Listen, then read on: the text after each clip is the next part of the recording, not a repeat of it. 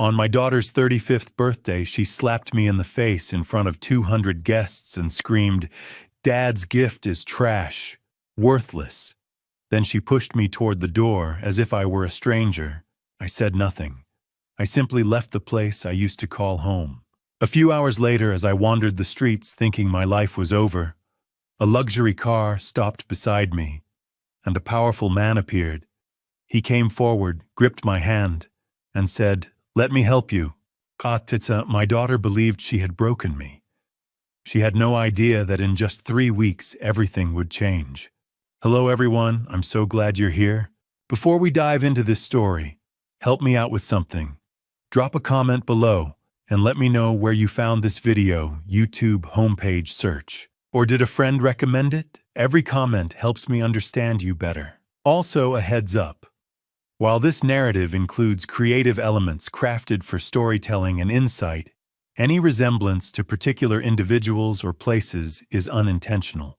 What matters most is the message you'll take away. The valet attendant looked at my 2008 Camry the way you'd look at a stray dog at a country club. Behind me, Mercedes sedans, BMWs, and Teslas waited in the circular driveway of my daughter's Paradise Valley mansion. I handed him the keys and tried not to notice his expression shift from polite professionalism to pity. I clutched the gift box tighter. Lavender wrapping paper, the color my late wife loved, with a white satin ribbon I'd tied myself that morning after 3 attempts. My hands had been shaking. She'll love it, I told myself. I saved for 6 months. The mansion rose before me like something from a magazine. Spanish colonial architecture, terracotta tiles catching September sunlight, bougainvillea cascading over stucco walls. 6,000 square feet of success I'd helped pay for during her college years, back when she still called me Dad, without that edge in her voice. String lights crisscrossed the courtyard in geometric patterns. A 3-tiered fountain burbled in the center, surrounded by cocktail tables draped in cream linen. Beyond the crowd, Camelback Mountain rose against a pink and gold sky. 200 guests in designer clothes held champagne flutes, laughing at jokes I couldn't hear. I spotted her immediately. Andrea stood near the entrance, greeting arrivals with practiced charm. 35 years old and already a VP of marketing. Her emerald green Oscar de la Renta dress probably cost more than I spent on groceries in 3 months. Diamond earrings caught the light makeup, flawless. She was beautiful. She was my daughter. And when she saw me, her smile froze for exactly 1 second before rearranging into something polite and distant. "Dad, you made it." No hug, no warmth. Just those 4 words delivered like she was greeting a delivery man. "Wouldn't miss it, sweetheart," I said. "You look lovely." "Thank you." She turned to the couple behind me, matching Rolex watches, and her voice transformed into something animated and genuine. "David, Sarah, I'm so glad you could come." I stepped past her into the courtyard. Business elite, society friends, colleagues. I recognized maybe 3 faces. I found a spot near the fountain and stood holding my gift box like a life preserver. My gray suit, the same one from my wife's funeral 8 years ago, felt too loose. I'd lost weight since then. Lance knew. Margaret Campbell, my neighbor of 20 years. The only person here I actually knew. "Margaret, hi." Relief washed through me. "How are you holding up?" Her expression was kind, but concerned. "I'm fine, just proud of Andrea." She squeezed my arm gently, then drifted away. An hour passed. Then another. I watched Andrea work the crowd like a politician. Confident, radiant, beloved. She laughed, hugged friends, posed for photos, clinked glasses, and I stood in the corner in my 20-year-old suit, wondering why I still felt like I was waiting for permission to be here. The music stopped around 9:30. "Ladies and gentlemen, the birthday girl would like to say a few words." Andrea stepped into the spotlight. "Thank you all so much for being here tonight. I'm so lucky to be surrounded by such incredible people. But first, let's see what surprises you brought me. A man handed her a large silver box. Inside was a Hermes Birkin bag in caramel leather. "Oh my God, David, you shouldn't have." She hugged him. The crowd applauded. Phones rose to capture the moment. Next, Claudia gave her a spa retreat certificate. $3,500. Then a champagne gift basket. More applause. More photos. Finally, Andrea's eyes found me.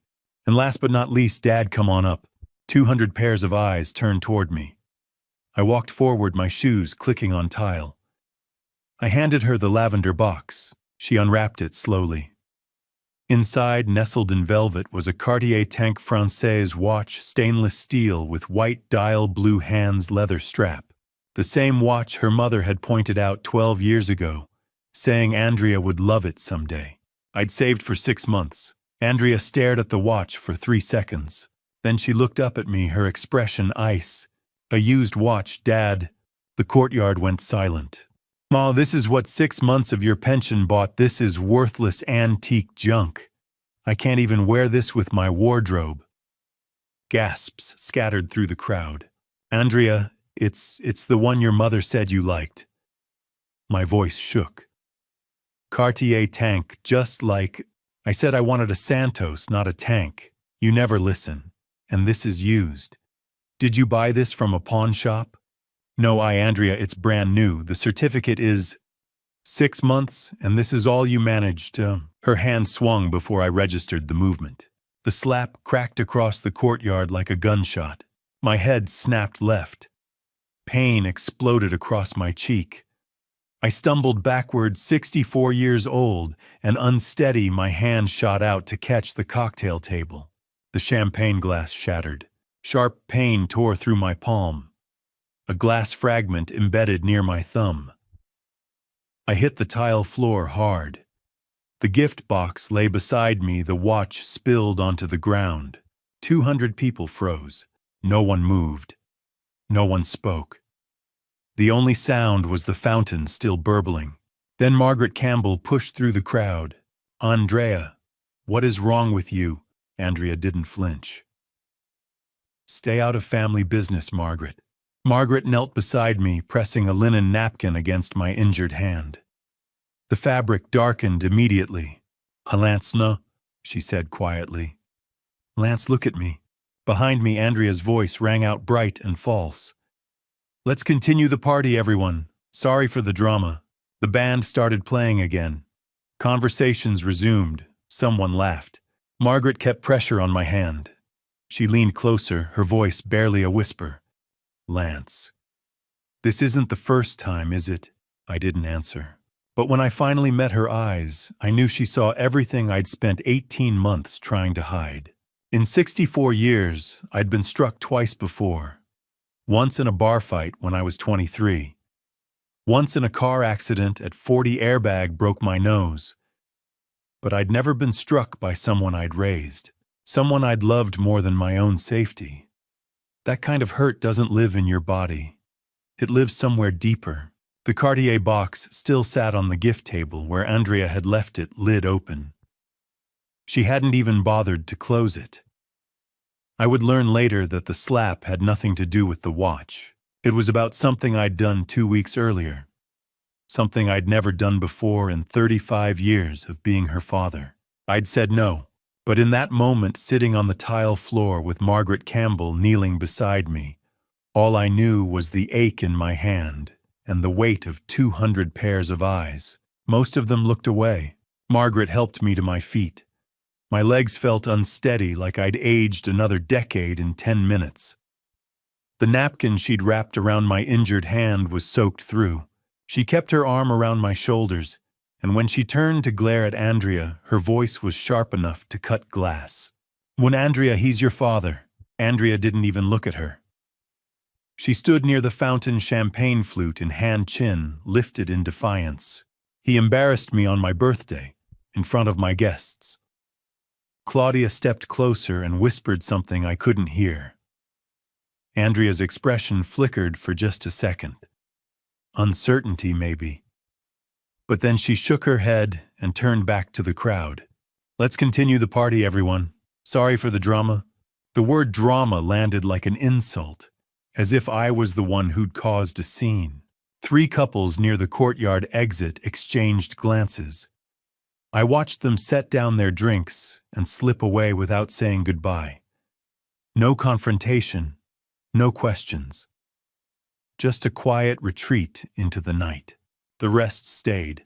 6 or 7 business associates shifted uncomfortably, but didn't move. I understood why. Andrea was a VP.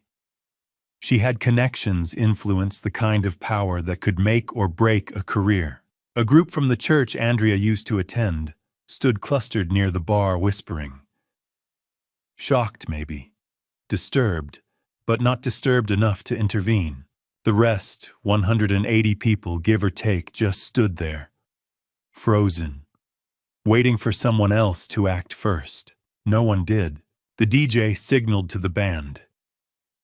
Music started again, hesitant at first, then louder.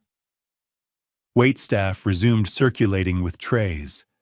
The party moved forward like I'd never been there at all. Margaret's grip on my arm tightened. Come on, let's get you out of here. She guided me through the crowd toward the parking area. People parted to let us pass, but no one met my eyes. I heard someone's phone buzz, a text message being sent. I imagined the words, "You won't believe what just happened at Andrea's party." By the time we reached the valet stand, my hand was throbbing with each heartbeat. The valet brought the Camry around, quickly avoiding looking at my face, at the napkin-wrapped hand, at Margaret's furious expression. She opened the driver's side door. I eased into the seat. The dome light illuminated the empty passenger side. I'd forgotten the Cartier box. 6 months of saving. $4,800. Left on a table like garbage. Margaret leaned down. Lance, should I call 911? Your hand. I'm fine. Just need to go home. This isn't okay. What she did. It's family business. I'll handle it. No, it's assault. And I saw everything. I finally looked at her. Margaret Campbell. 55 years old. Lived 2 houses down for 20 years. Brought casseroles after my wife died. The closest thing I had to family besides the daughter who just struck me in front of 200 people. Thank you, I said quietly, for being there. Call me tomorrow, promise me. I nodded. I wouldn't call, I knew that even then, but she didn't. I pulled out of the driveway and onto the street. In my rearview mirror, I watched the mansion grow smaller. Music and laughter drifted out into the night. The party continued. I turned onto Lincoln Drive. The road stretched dark and empty ahead, winding through the desert hills of Paradise Valley. Sparse streetlights cast long shadows. The temperature had dropped into the 80s, and the air smelled like creosote and dust. My right hand gripped the steering wheel. My left hand, wrapped in Margaret's napkin, rested on my lap. Each heartbeat sent pain pulsing through my palm. I wasn't driving home. Not to my house in Tempe. Not to a hospital. I was just driving. No destination. No plan. Just the road and the darkness and the question I couldn't answer. Where do you go when the person who's supposed to love you treats you like garbage? I glanced at the passenger seat. Empty. The Cartier box was still at the party. Andrea hadn't even kept it. Maybe she was right. Maybe it was worthless. Maybe I was worthless too. A red light ahead. I stopped. I looked down at my wrapped hand. Then up at the rearview mirror. For the first time since the slap, I really saw myself. 64 years old. Gray hair thinning. Tired eyes. And on my left cheek, already darkening into a bruise, the clear outline of Andrea's hand. The tears came. Not loud. Not dramatic. Just quietly, the way things break when no one's watching. Tears of shame. for believing she'd love the gift, for thinking tonight would be different, for spending 6 months saving money. I could barely afford to lose all for a daughter who looked at me like I was nothing. For the first time in 8 years since my wife died, I let myself break, quietly coming apart in a 16-year-old Camry at a red light in the middle of nowhere. The light turned green. I wiped my face with my good hand and kept driving. I didn't know where I was going. I just knew I couldn't go back to that party. Couldn't go back to who I was before tonight. Couldn't pretend anymore that things were okay between us. She really doesn't love me. The thought settled into my chest like a stone. I was still driving, injured, hand-aching face wet with tears I'd held back for 8 years when I noticed the headlights in my rearview mirror. A car. Large. Dark. Expensive. Keeping pace with me. At first, I thought nothing of it. Lincoln Drive wasn't empty. But then it pulled closer. Closer. Until I could see the gleam of chrome in my rearview mirror, the unmistakable silhouette of a luxury vehicle, a Rolls-Royce, following me, and I felt something shift from shame to fear. My first thought was carjacking. You hear about it on the news. Someone follows you from a nice neighborhood, waits until you're alone, takes everything. My second thought was darker. I didn't care anymore. If someone wanted my 16-year-old Camry and the $43 in my wallet, they were welcome to it. Chase Harrington was supposed to be in London. Andrea had told me 3 weeks ago, business deal, big client, wouldn't be back until next month. But here he was pulling a $250,000 car alongside mine on a dark Arizona road. The Rolls-Royce accelerated past me, then pulled into a gravel turnout ahead, one of those hiking trailhead parking areas that emptied after sunset. Hazard lights blinked on. Red, amber, red, amber. My foot hovered over the gas pedal. Every instinct screamed trap. But another vehicle, a dark gray SUV, was pulling in behind me. I was boxed in. My injured hand throbbed. I could run, put the Camry in reverse, floor it. But my body felt too heavy, too tired, too defeated. I slowed, pulled into the turnout, left the engine running. The driver's side door of the Rolls-Royce opened. A man stepped out, tall, late 30s, dark overcoat. He moved quickly toward my car, both hands raised, palms out. "Mr. Griffin Lance, please don't drive away." I knew that voice. Chase Alkins. He ran the last few steps to my car, opening my driver's side door, crouching to eye level. His face was flushed, urgent eyes wide with concern. "Lance, are you okay? Your hand, let me see." I pulled my hand back. "Chase, what are you? You're supposed to be in London." I flew back tonight as soon as I heard. Heard what Andrea did. At the party. I saw it.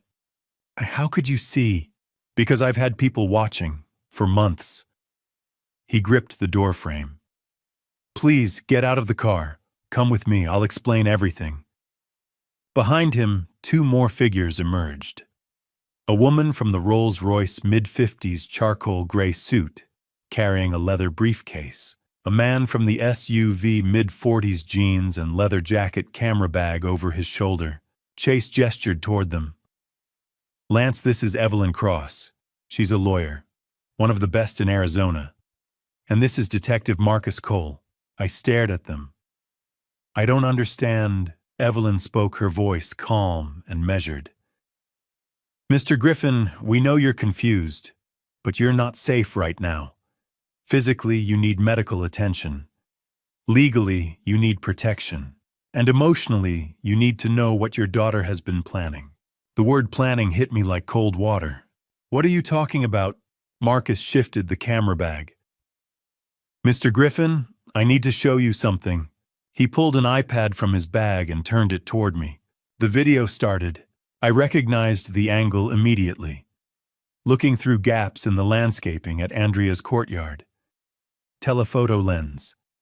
Clear view of the gift table, the fountain, the guests. Clear view of me. The video showed me handing Andrea the Cartier box, her opening it. 3 seconds of silence. Then her face twisting into contempt. Her voice through the speaker. "A used watch, Dad. This is worthless antique junk." Then the slap. The sound was sharp. My head snapped to the side. I stumbled backward. Glass shattered. I fell. 200 people frozen. Margaret rushing forward. The video ended. I couldn't speak.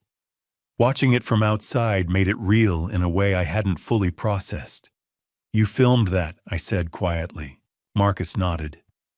"I've been surveilling Andrea's house for 6 weeks. Tonight I witnessed assault. This footage is evidence." Evelyn stepped closer. "Mr. Griffin, we've been investigating your daughter for 4 months. Investigating for what?" Chase's voice was tight. "Fraud, financial exploitation, conspiracy, and tonight assault. She's my daughter." "I know." Chase's voice softened. "But Lance, Andrea has been planning to steal everything from you. Your retirement, your house, your independence. She's been setting it up for months. We have evidence. And tonight she crossed a line we can't ignore." I looked at him. Chase Harrington. The man who'd married my daughter 7 years ago. "Why are you telling me this Andrea is your wife?" Chase stepped closer, his expression raw. "Because you're more of a father to me than my own ever was. Because what Andrea's doing is wrong.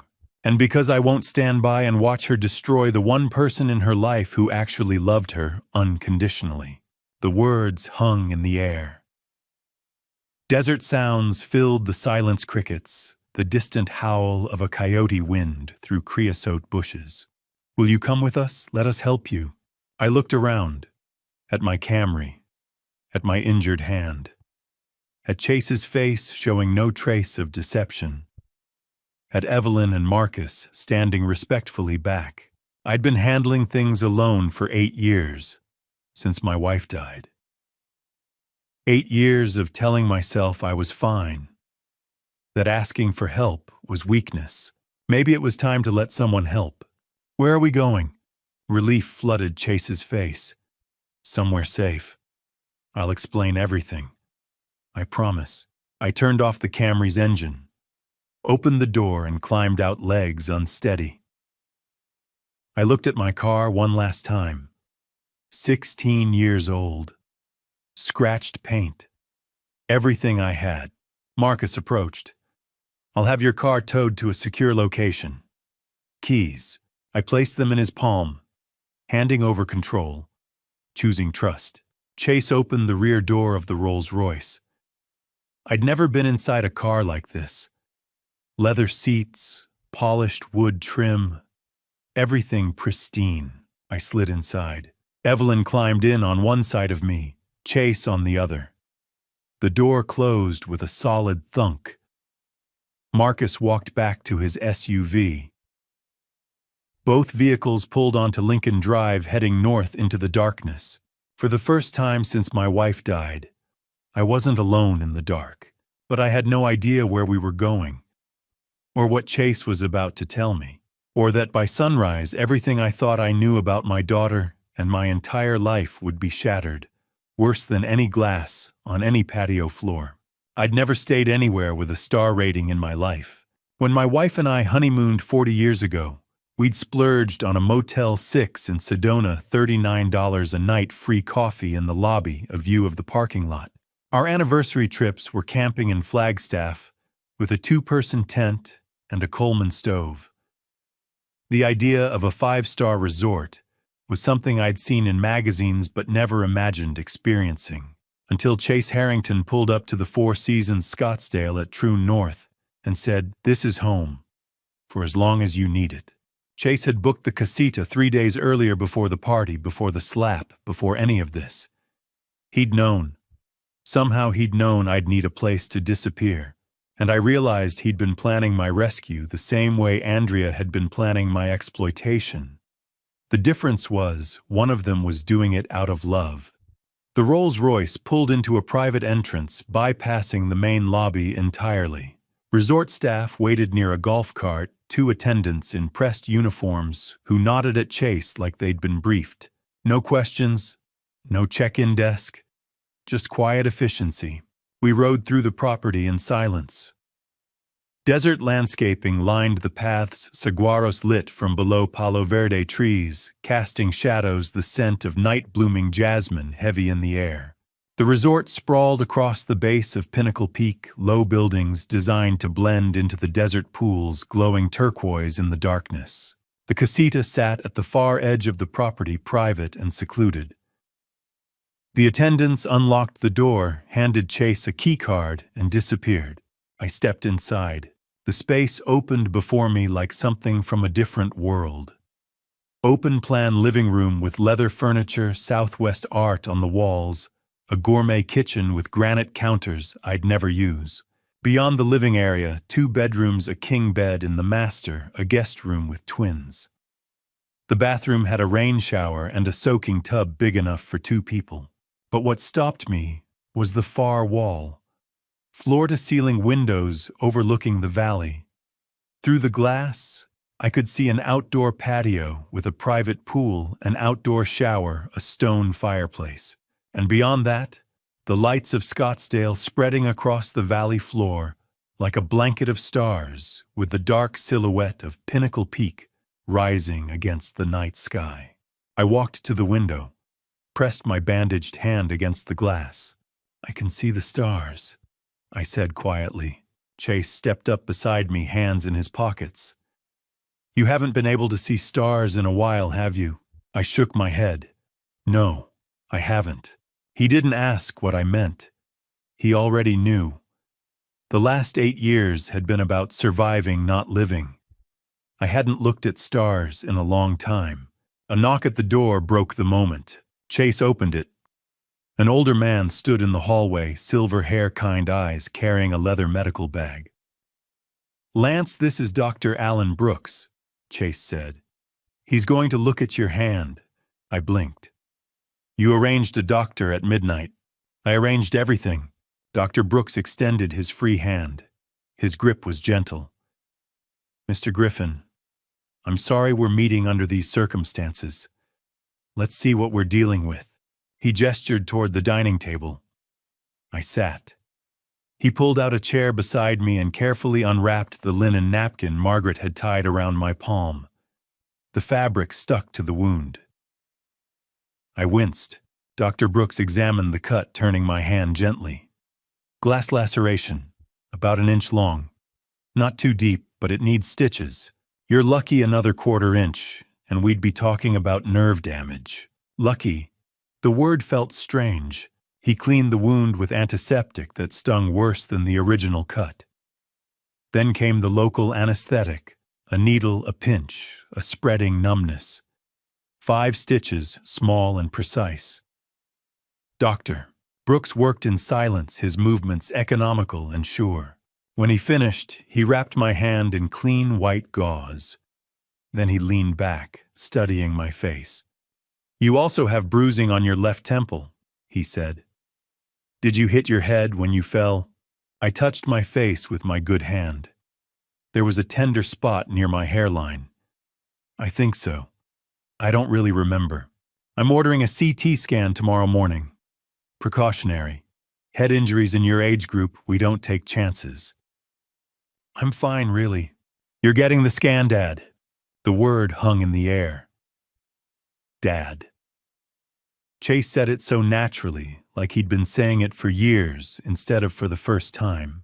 He stood near the kitchen counter, arms crossed, expression firm but gentle. Neither of us acknowledged what he'd just said, but I felt it settle somewhere in my chest, warm and unexpected. Dr. Brooks packed up his supplies. "Keep the stitches dry for 48 hours. No showers, sponge bath only. I'll be back tomorrow after your CT scan." He pulled a small prescription bottle from his bag, and set it on the table. Mild pain medication. Take one if you need it. Try to get some sleep. He shook my hand, the good one, and left. The door clicked shut. Silence filled the casita. I looked around. Evelyn sat on the leather couch, her briefcase open beside her, a file folder 3 inches thick resting on her lap. Marcus stood near the Windows laptop balanced on the dining table screen, glowing. Chase pulled out the chair across from me and sat down, elbows on his knees, watching me with an expression I couldn't quite read. Somewhere in the chaos of the last 2 hours, someone had brought me clothes. A hotel robe hung on the back of the bathroom door. My Camry was gone. My old life was gone. I sat in a 5-star resort in a borrowed robe with a bandaged hand, and a man who'd just called me dad for the first time, and I had no idea what came next. But I knew I couldn't run anymore. Couldn't pretend I didn't need to know. I looked at Chase, at Evelyn, at Marcus, at the file folder and the laptop screen and the evidence they'd been carrying all night. "Tell me everything," I said. My voice was quiet, but steady, firm. Maybe the first firm thing I'd said in months. Chase didn't move for a moment. He just looked at me with something that might have been pity or sorrow or both. Then he glanced at Evelyn and Marcus and nodded. Evelyn placed the 3-inch file on the coffee table between us with a soft thud. Marcus turned his laptop screen so I could see. Chase leaned forward.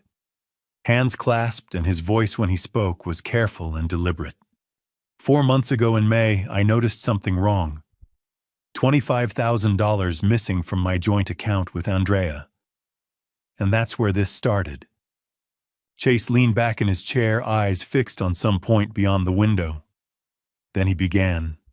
4 months ago, May early morning, I woke up to an alert on my phone. Bank notification. Large withdrawal from joint account. $25,000. Gone. When I asked Andrea about it over breakfast, she didn't even look up from her coffee. "Charity donation," she said, "for the women's shelter downtown."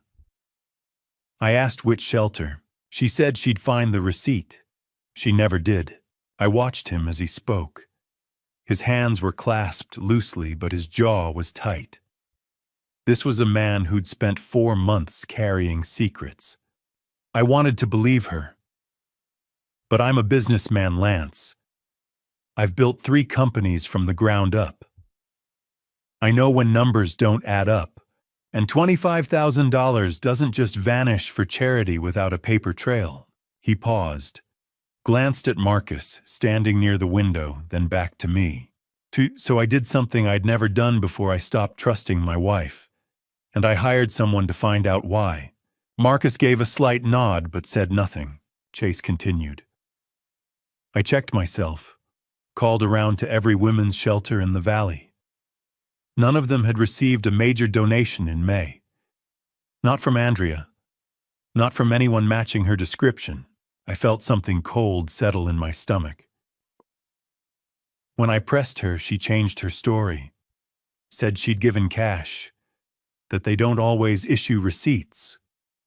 Chase shook his head. But nonprofits always document large donations. Andrea knows that. She used to work in nonprofit fundraising. She knows exactly how it works. So you knew she was lying, I said quietly. I knew something was wrong, so I hired Marcus, ex-LAPD detective, now private. I gave him one instruction: find out where the money went, discreetly. Marcus spoke for the first time, his voice low and professional. Took me 2 weeks to trace the $25,000. It was deposited into a separate account Andrea had opened 6 months earlier. Chase didn't know it existed. How much was in it? I asked. $73,000, Chase said. The 25 I'd seen was just the latest deposit. There were others, smaller amounts, all from our joint account over 6 months. I just hadn't been paying attention. The room felt heavier. Evelyn sat on the couch across from me watching Chase with calm focus. Chase kept going. By the fourth week, Marcus had started following Andrea. Surveillance. He followed her to 3 different law offices over 2 weeks. He looked at me. Elder law, conservatorship, guardianship cases. My mouth went dry. Andrea was meeting with lawyers about how to declare someone legally incompetent, how to take control of their finances, their healthcare decisions, their entire life.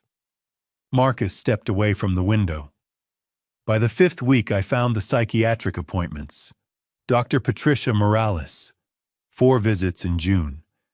Andrea was requesting evaluations for a family member, medical records requests, competency assessments. She was building a case. Evelyn said, her voice calm and factual. To have you declared mentally incompetent. It's a legal process. She needed documentation, a doctor's statement, proof that you couldn't manage your own affairs. I thought about the conversations Andrea and I had over the past few months. Her questions. Do you remember what day it is? No. Did you take your pills this morning? You seem confused lately. Little comments, subtle, planting seeds. Chase saw the recognition on my face. By the 6th week, Marcus had connected the dots. Conservatorship lawyers plus psychiatric evaluations plus a secret bank account. It's a pattern. Her father, I whispered. Me. You, Chase confirmed. Silence filled the casita. I confronted her, Chase said. Late June, at home. I asked her straight out, the $25,000. It didn't go to charity, did it? He looked at me, and I saw the weight of that conversation still sitting on him. She was caught off guard, said she'd needed it for something else. I told her I knew about the separate account. I watched her face change. She got angry, asked if I'd hired someone to spy on her. He paused. Then I asked her why she had a secret account. What did she say? She pivoted. Said it was for you, that you weren't doing well, that you were forgetting things, getting confused, that she'd been worried and didn't know how to tell me. I felt the lie like a slap. So I asked her why she was meeting with conservatorship lawyers, why she hadn't talked to me first. Chase's voice hardened. She got defensive, said I was spying on her. I told her, if your dad needs help, I want to help. But this secret accounts lawyer's psychiatric evaluations, this doesn't feel like helping. What did she say? She said, I don't have to explain myself to you. He's my father. Then she walked out. The image hung in the air. Andrea, my daughter, walking away from her husband because he dared to question her. Chase sat forward. After that conversation, I realized that wasn't the woman I married. So I called Marcus, told him to keep investigating. Over the next 2 months, July and August, the investigation deepened. Chase brought in Evelyn, a lawyer specializing in elder abuse. They obtained legal warrants for email surveillance, hired a forensic accountant, ran a background check on Dr. Morales and found complaints and malpractice settlements. And Marcus started watching me. I didn't know you were being followed, I said.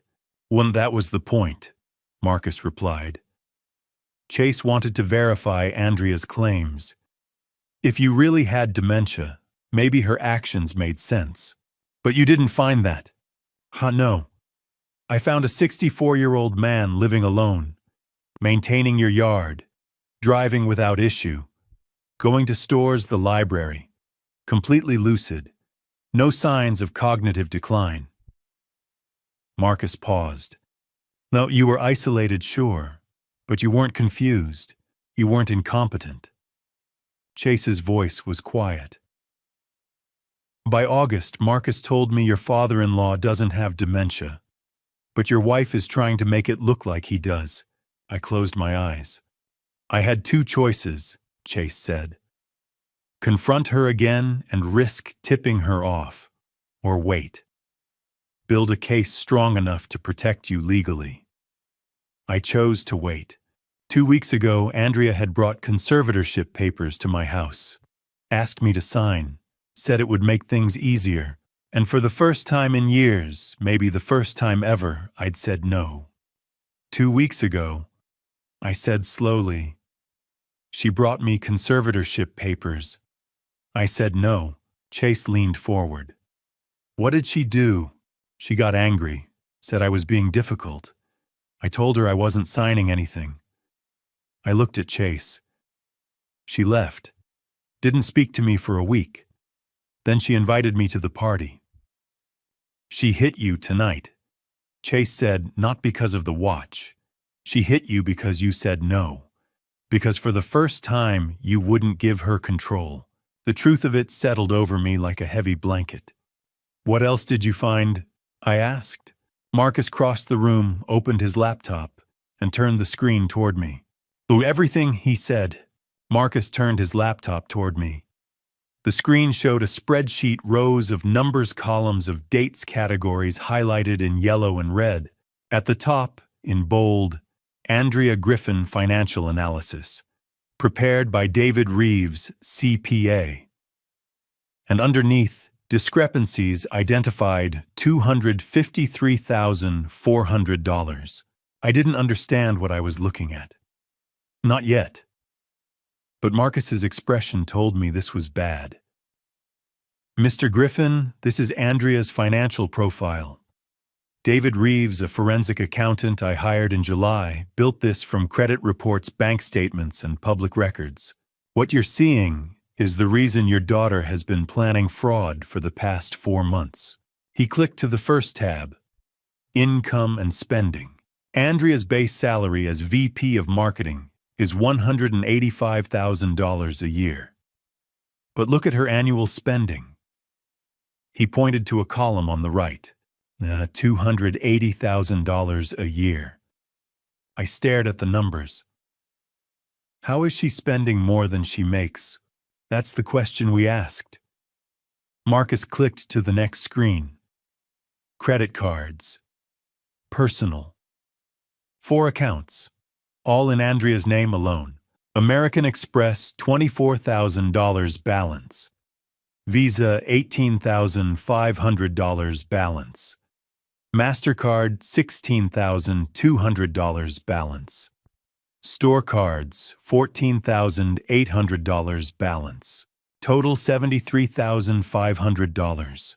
Chase, sitting beside me, spoke quietly. I didn't know about these. Marcus nodded. She opened them using a separate mailing address. Statements went to a P.O. box in Scottsdale. I looked at Chase. She hid this from you for how long? At least 2 years, Chase said. His voice was flat, tired. Maybe longer. Marcus clicked again. But the credit cards aren't the main problem. This is. The screen shifted. Cryptocurrency trading, 2022. I saw a logo I vaguely recognized, Coinbase, an account in Andrea's name, and a timeline that made my stomach drop. January 2022. Deposited $180,000. Where did she get that money? I asked. Cash advances from the credit cards, plus withdrawals from joint savings accounts with Chase. She moved it all into cryptocurrency. February through April 2022 invested in Luna Classic token. May 12, 2022. Portfolio value $127. Total loss $179,873. I stared at the screen. She lost almost $200,000. In 3 months, Marcus said. On a speculative cryptocurrency that crashed during the Terra Luna scandal. Biggest crypto collapse in history at that point. Chase's voice was bitter. I didn't find out until I hired Marcus. Marcus leaned back. So by May 2022, Andrea was in serious financial trouble. She'd lost $180,000 in crypto. She'd accumulated $73,000 in credit card debt, and she was spending $95,000 more than she earned every year. Added up, and she was in a hole of approximately $253,000. The number stared back at me. $253,400. What did she do? I asked. She started looking for a way out. Marcus's eyes met mine. And that's when she started looking at you. He clicked to a new tab. Lance Griffin Asset Summary. My name at the top. My entire financial life laid out in rows and columns. 401k retirement account, $340,000. Primary residence Tempe, AZ paid off $280,000. Monthly pension $2,800. Monthly Social Security $1,900. Total assets $620,000. Total monthly income $4,700. I felt my throat tighten. You know how much I have? Marcus's expression didn't change. Public records for the house? Pension and Social Security are standard for your career? Retirement account is an estimate? I'm a detective, Mr. Griffin. This is what I do. He paused. And Andrea had access to some of this information. She knew you had savings. She knew you owned your house outright. To someone drowning in debt, you looked like a life raft. Evelyn spoke, her voice calm and precise. Andrea's plan was straightforward. Obtain conservatorship over you. Once she has legal authority, she can sell your house $280,000. Withdraw from your 401k $340,000. Control your pension and Social Security $4,700 a month. She could access over $620,000 almost immediately. That would erase her debts, cover the crypto losses, and fund her lifestyle for years. I looked at the numbers. $620,000. My entire life. 40 years of work. Reduced to a target. But if she needed money, I said slowly, I would have given it to her. She's my daughter. If she just asked. Chase cut me off. Asking means admitting she has a problem. Admitting she gambled and lost. Andrea doesn't ask for help, Lance. She takes what she needs and justifies it later. Marcus clicked to another document. Bank account activity, March 2024. Hana, she already had practice taking. 6 months ago, she convinced you to add her name to your checking account, didn't she? I remembered. March. Andrea had come to my house, said it would be easier if she could help with bills in case of an emergency. Yes, I said. She said it was in case I needed help. Marcus scrolled through transactions. Over the next 8 weeks, she withdrew $40,400 from that account. ATM withdrawals. Checks made out to cash. Wire transfers to her Coinbase account. The withdrawals were highlighted on the screen. April 3rd. April 10th. May 5th. I asked her about it, I said. She said I'd spent it on home repairs. On the roof. She said I'd forgotten. Chase's jaw tightened. You didn't forget. She stole it. And then she made you think you were losing your mind. The weight of it settled over me. Heavier than anything I'd felt tonight. She'd made me doubt my own sanity. Evelyn leaned forward. The bank account was a test, Mr. Griffin. Andrea took $40,000, and you questioned it. She realized she couldn't simply take everything you'd notice, so she needed legal authority. A conservatorship gives her that authority. I thought about 2 weeks ago. Andrea sitting at my kitchen table with a stack of papers. Conservatorship petition. A pen in her hand. Just sign here, Dad. It'll make things easier. If I'd signed those papers, I said quietly, I'd have given her permission to take it all. You would have given her legal immunity, Evelyn said. Marcus closed one window. But you didn't sign. You said no. And that's when Andrea started to panic. That's when she decided to humiliate me, I said. At the party, in front of 200 people, Chase shook his head. Or she was punishing you for daring to set a boundary. I sat back. It was past midnight. I looked at the numbers on Marcus's screen one more time. $620,000. And I thought about Andrea tonight. Emerald green dress, diamond earrings, champagne glass raised. She wasn't celebrating her birthday. She was celebrating what she thought she was about to take from me. I wasn't her father, I said quietly. I was a solution to a problem. Chase's voice was gentle. I'm sorry, Lance. I didn't respond. I just stared at the screen and felt something shift inside me. Anger. Cold, quiet, growing. The next document Marcus pulled up wasn't a spreadsheet. It was an email. The subject line read, Dad's Evaluation. Sender Andrea Griffin. Recipient Dr. Patricia Morales. Date June 15, 2024. And the moment I started reading, I felt something inside me go cold. Not angry cold, but the kind of cold you feel when you realize someone you love has been planning your destruction with the same care most people plan a vacation. I'd never heard the name Patricia Morales before that night, but apparently she'd written a 9-page psychiatric evaluation declaring me mentally incompetent, citing tests I'd never taken, behaviors I'd never exhibited, and a diagnosis that would have stripped away my legal rights. All for $15,000.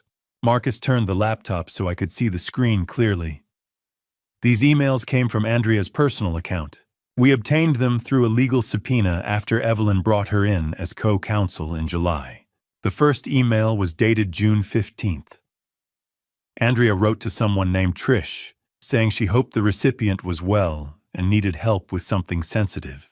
She explained that her dad, Lance Griffin, 64, had been showing signs of memory loss and confusion lately. She said she was really worried about me living alone and asked if this Trish could do a psychiatric evaluation.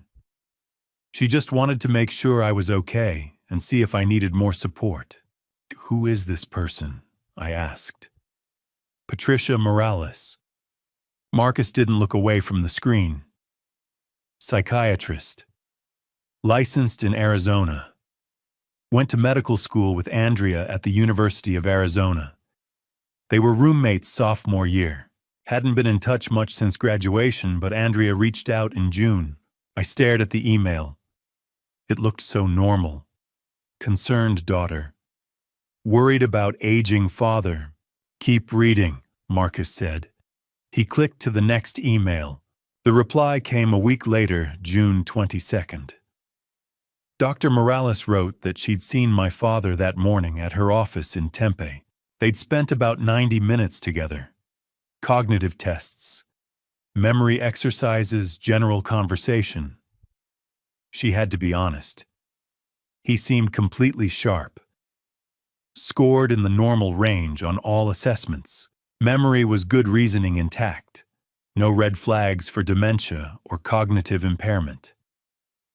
If anything, he seemed a bit lonely and stressed, but that wasn't a medical diagnosis. She said she knew Andrea was worried, but from what she observed, I didn't have dementia. Maybe I was just getting older and forgetting minor things. We all do that. I looked up from the screen. I never went to her office. I've never met this woman in my life. Marcus nodded. We know. She made up the evaluation. Wrote it like it happened so she'd have documentation. That email was her covering herself, so later she could say, I told Andrea he was fine, but she knew what was coming next. Chase leaned forward. Andrea wasn't going to take no for an answer. Marcus clicked to the next email. It was sent 3 days later, at 11:47 at night. Andrea's tone had changed completely. She wrote that she needed this diagnosis. Dr. Morales didn't understand this wasn't just about worry. She needed documentation that I had diminished capacity. She needed it in writing. Then Andrea brought up something from their past. She reminded Patricia about sophomore year of pharmacology final, when Patricia had cheated off another student's paper, and Andrea had covered for her when a professor questioned the identical answers. Andrea had kept that secret then. Patricia owed her now. Andrea said she wasn't asking for something crazy, just an evaluation that said what she needed it to say. Early-stage dementia, diminished capacity, needs supervision. That's it. She'd make it worth Patricia's while. $15,000. Cash or wire, her choice. She told Patricia to think about it, but not to take too long. Silence filled the casita. I read the words again, then a third time. When she threatened her, I said quietly. With something from 15 years ago, Evelyn spoke from the couch. Blackmail combined with bribery, both of which are felonies under Arizona law. Chase's voice was bitter. Andrea doesn't ask for what she needs. She finds leverage, and if there's no leverage, she makes it. Marcus scrolled to the final email in the chain dated June 28th.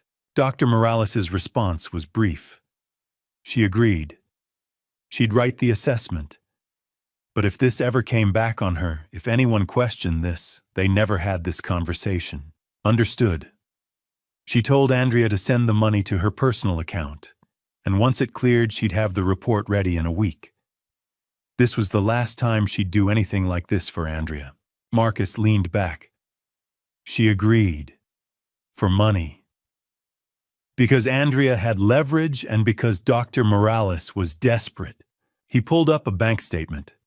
Transfer details showed $15,000 moving from Andrea Griffin's personal checking account to Patricia Morales' personal checking account on July 2nd. The memo line read, "Consulting services." And Andrea withdrew this from the secret account, Marcus said. She paid Dr. Morales $15,000 to commit fraud. I felt sick. Marcus clicked to the next document. Official letterhead. Dr. Patricia Morales, MD, Arizona medical license number printed at the bottom. 9 pages long. The psychiatric evaluation was dated June 22nd. It listed me as the patient. Marcus scrolled through it, slowly reading excerpts aloud. The report claimed I presented with signs of early-stage cognitive decline, likely Alzheimer's type.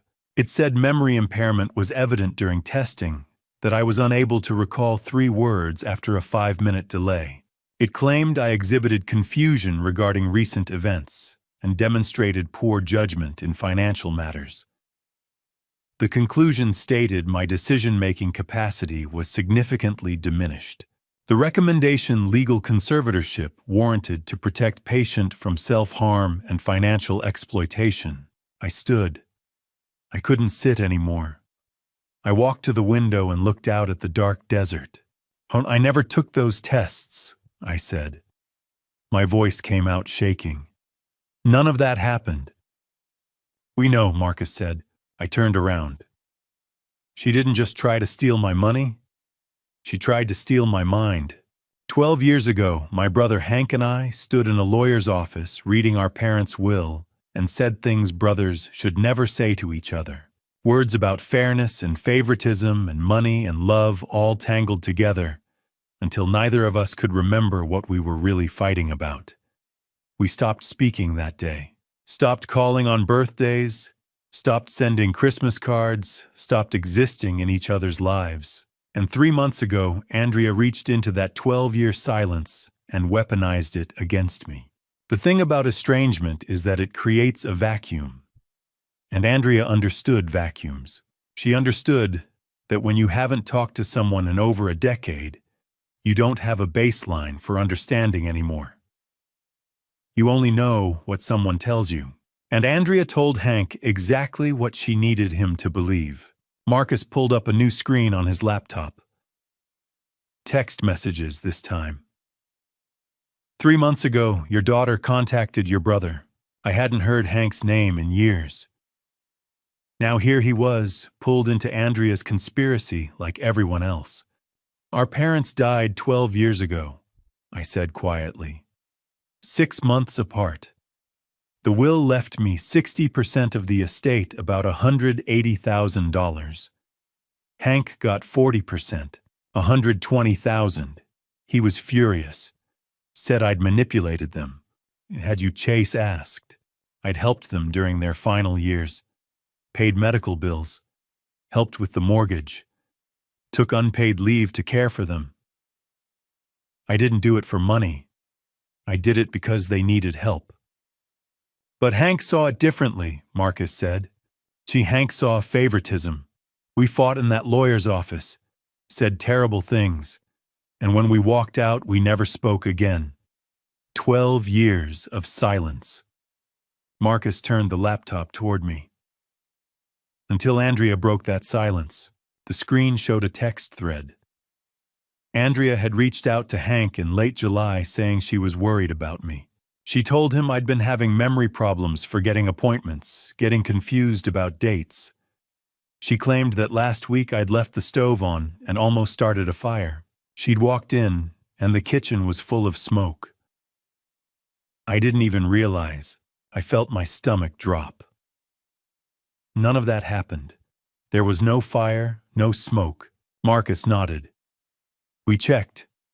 No fire department calls to your address. No smoke damage.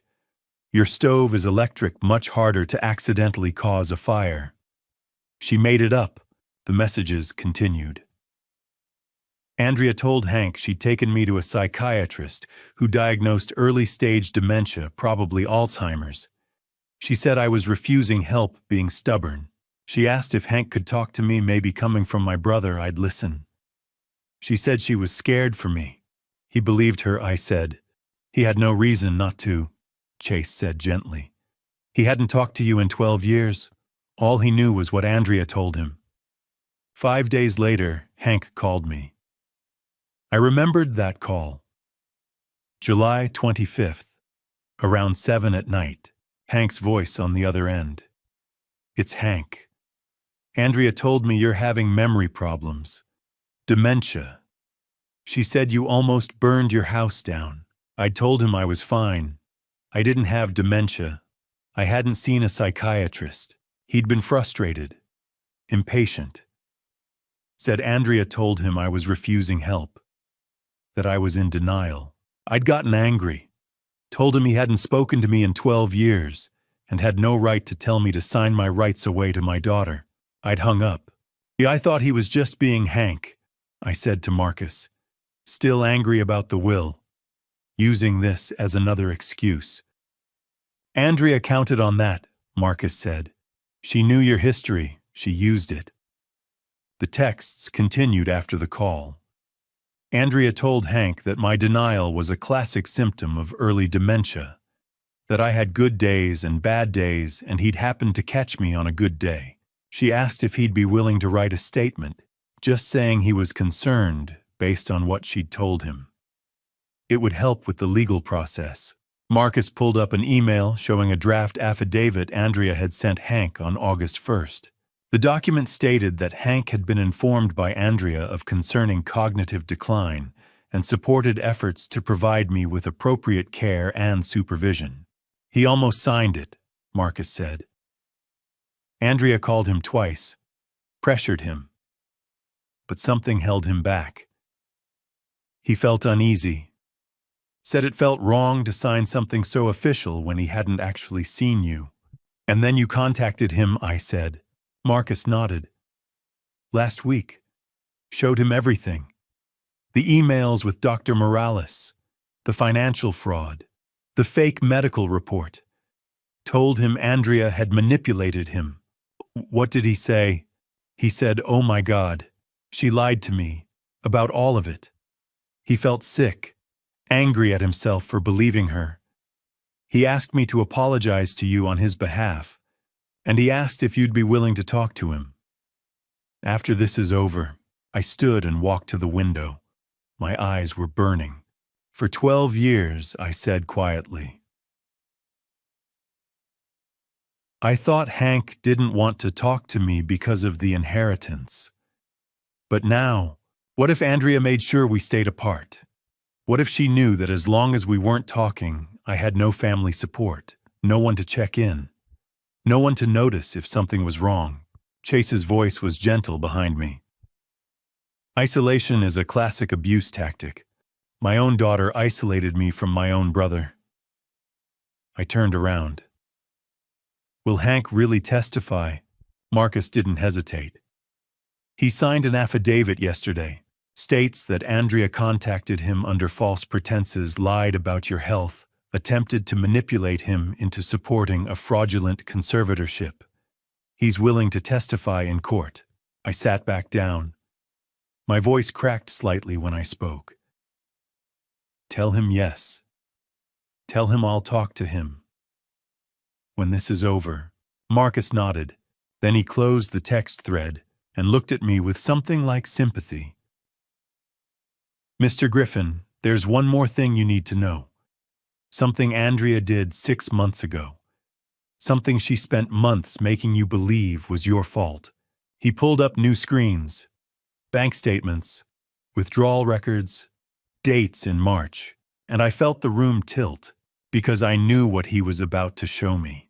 March, 6 months before the birthday party, 6 months before the slap.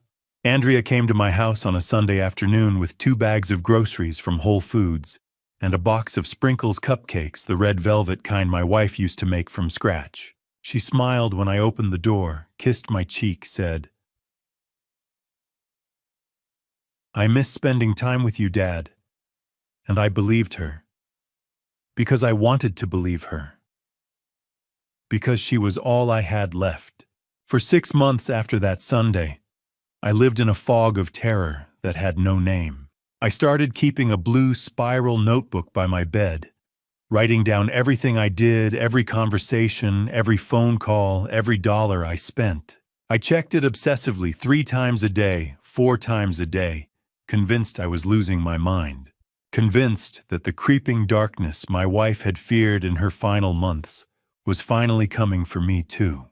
But I wasn't losing my mind. I was being erased, methodically, deliberately, by my own daughter. Marcus closed the text thread on his laptop and opened a new file. The screen filled with rows of transactions, dates, amounts, descriptions, all highlighted in yellow. He turned the laptop toward me. This is your Chase checking account, Lance. March through May 2024. I leaned forward. The balance at the top read $87,400. By the bottom, it had dropped to $47,000. $40,000, I whispered. $40,400, Marcus corrected. Gone in 8 weeks. I remembered that Sunday in March. Andrea had unpacked the groceries in my kitchen, arranged the cupcakes on a plate, poured us both coffee, and sat across from me at the table where I'd eaten breakfast alone for 8 years. She'd said she'd been thinking, what if something happened to me? What if I had an emergency, and she couldn't help because she didn't have access to my accounts? She said she wasn't trying to control anything. She just wanted to be able to help, in case of emergencies. 2 days later, we sat in a Chase Bank branch in Scottsdale. The banker had walked us through the paperwork, explaining that as a joint owner, Andrea would have full access to withdraw, transfer, or close the account. Andrea had squeezed my hand. It's just for emergencies, Dad. I'd signed. The first withdrawal happened a week later. $4,800 from an ATM in Scottsdale. Then $6,200 on a check. Then $5,500 wired to Coinbase. By the 5th week, I'd started checking my balance compulsively, watching it drop. That's when I called her. I'd told her I thought something was wrong with my account. There was money missing. A lot of money. $40,000. She'd sounded confused at first. Then her voice had changed, still sweet, but with an edge of concern. She'd said we talked about this. Remember the roof repair and the plumbing issue? I'd asked what roof repair. Her tone had shifted to something patient, almost pitying. She'd reminded me that the contractor came in April. I'd signed the contract. We'd walked through the estimate together. I'd gripped the phone, my mind racing, searching for the memory. Had there been a contractor? Had I forgotten? She'd said it was okay. This was why we set up the joint account, remember? So she could handle things when I got confused. When you got confused. The words had hit me like a fist. I'd hung up and immediately driven to the house, inspected every corner of the roof, every pipe, every fixture. Everything was fine. Everything was exactly as it had been. But the doubt had already planted itself. What if I really had forgotten? What if this was how it started? The forgetting, the confusion, the slow unraveling. That night I'd started the journal. Now, sitting in the Four Seasons casita, I stared at Marcus's laptop screen. 8 weeks, 8 withdrawals, $40,400. There was no roof repair, Marcus said quietly. We pulled the county permit records. No work filed at your address in the last 3 years. We also contacted a home inspector. He went through your property last week. Everything's in good condition. No recent repairs of any kind. Chase leaned forward. Show him the text. Marcus scrolled to a new window. A text message thread between Andrea and Claudia dated May 28th. Andrea had written to Claudia that night, laughing about how her dad totally bought the roof story. Claudia had responded in disbelief, 40,000. And he believed you. Andrea had replied that I'd called her crying, thought I was losing my mind. She'd almost felt bad, she wrote, followed by laughing shorthand. Claudia had called her ice cold. Andrea had responded that it wasn't cold, it was strategic. The conservatorship hearing was in 6 weeks. By then I'd be so confused I'd sign anything. I stopped breathing. The room tilted. Chase's hand was on my shoulder, steady grounding, but I couldn't look away from the screen. She wanted you to doubt yourself, Marcus said. That was the whole point. Take the money, make you question your memory, your sanity. By the time the conservatorship petition came, you'd be too destabilized to fight back. I thought of the journal, the blue spiral notebook. Page after page of desperate documentation, proof that I wasn't crazy, that the world was still real, that I could still trust my own mind. I wrote everything down. I said, my voice barely a whisper. For 4 months, every transaction, every conversation, I thought I was going insane. You weren't, Marcus said firmly. You were right. About all of it. Something cracked open inside me.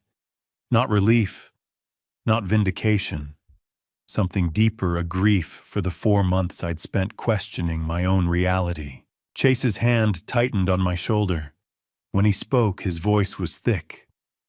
You were right, Dad. You were right the whole time. It was the first time he'd called me that.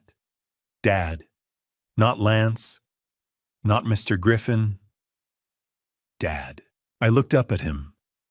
This man who wasn't my son, but who had spent 4 months trying to save me. And I couldn't stop the tears. Evelyn Cross closed her leather portfolio. Elder financial abuse, gaslighting, conspiracy to defraud. And now we have documentation of intent. She looked at me. This is enough, Lance. More than enough. I wiped my eyes, my hand still bandaged from the broken glass. What happens now? Evelyn's expression was calm, certain, and for the first time since Andrea had struck me 6 hours ago, I felt something other than fear. Now, she said, we build justice.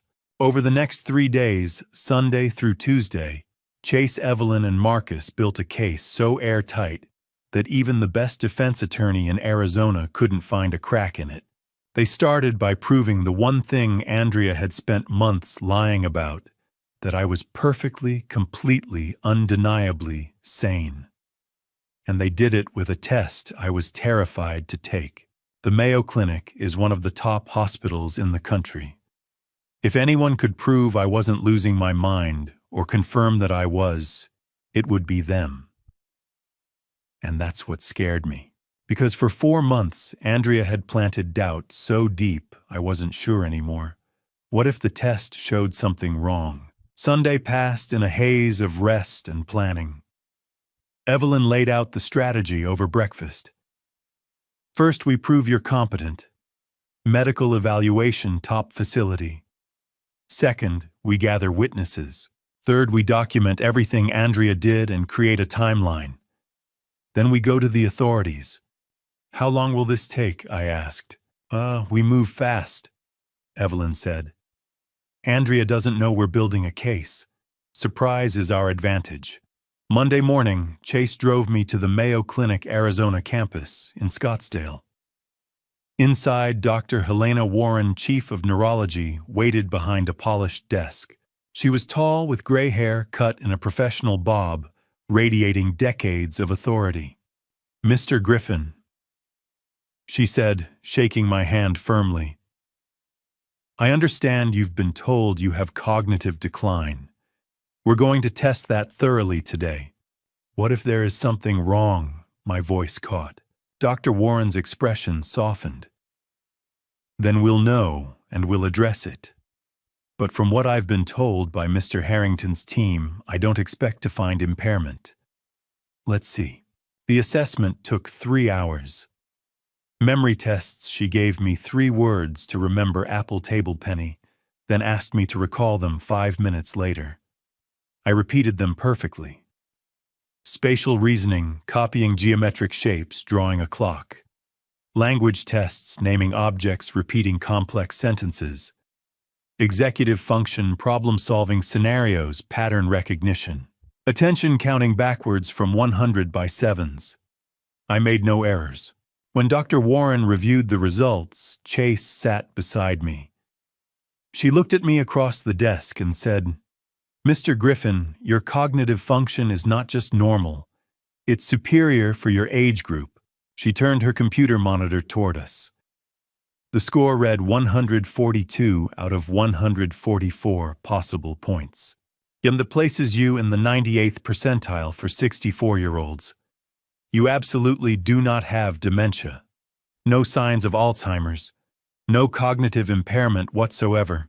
Whoever told you otherwise was either incompetent or lying. My throat closed. So I don't have dementia. You do not, Dr. Warren said firmly. You're cognitively healthy. I'm writing a full report. I pressed my hands to my face and cried. Not tears of shame, these were tears of pure relief. Mr. Griffin, are you okay? Dr. Warren asked gently. I lowered my hands. I've been terrified for 4 months that I was losing myself. And you're telling me I'm fine. You're more than fine, she said. In the parking lot afterward, I stopped and looked back at the building. I'm not crazy, I said aloud. Chase stood beside me. You never were. That afternoon, David Reeves called Evelyn with another discovery. He'd gone through Andrea's corporate credit card issued by the tech company where she worked as VP of marketing. He'd found $48,000 in personal expenses disguised as business over 18 months. Client dinners that were actually luxury spa days. Marketing conference travel that turned out to be vacations to Cabo. Designer handbags disguised as team-building supplies. This is corporate fraud, Reeves said over speakerphone. FBI will be interested since the company operates in multiple states. Wire fraud charges are possible. Document everything, Evelyn replied. We're adding it to the file. Tuesday brought the witnesses. Margaret Campbell arrived first at Evelyn's downtown Phoenix office, giving a written statement detailing 20 years of watching Andrea treat me poorly. She described the slap at the party, how she'd intervened, how she was willing to testify in court. Marcus had tracked down 12 guests from the party who'd witnessed the slap. Initially hesitant, worried about social fallout in Paradise Valley's tight circles, they eventually agreed to give statements.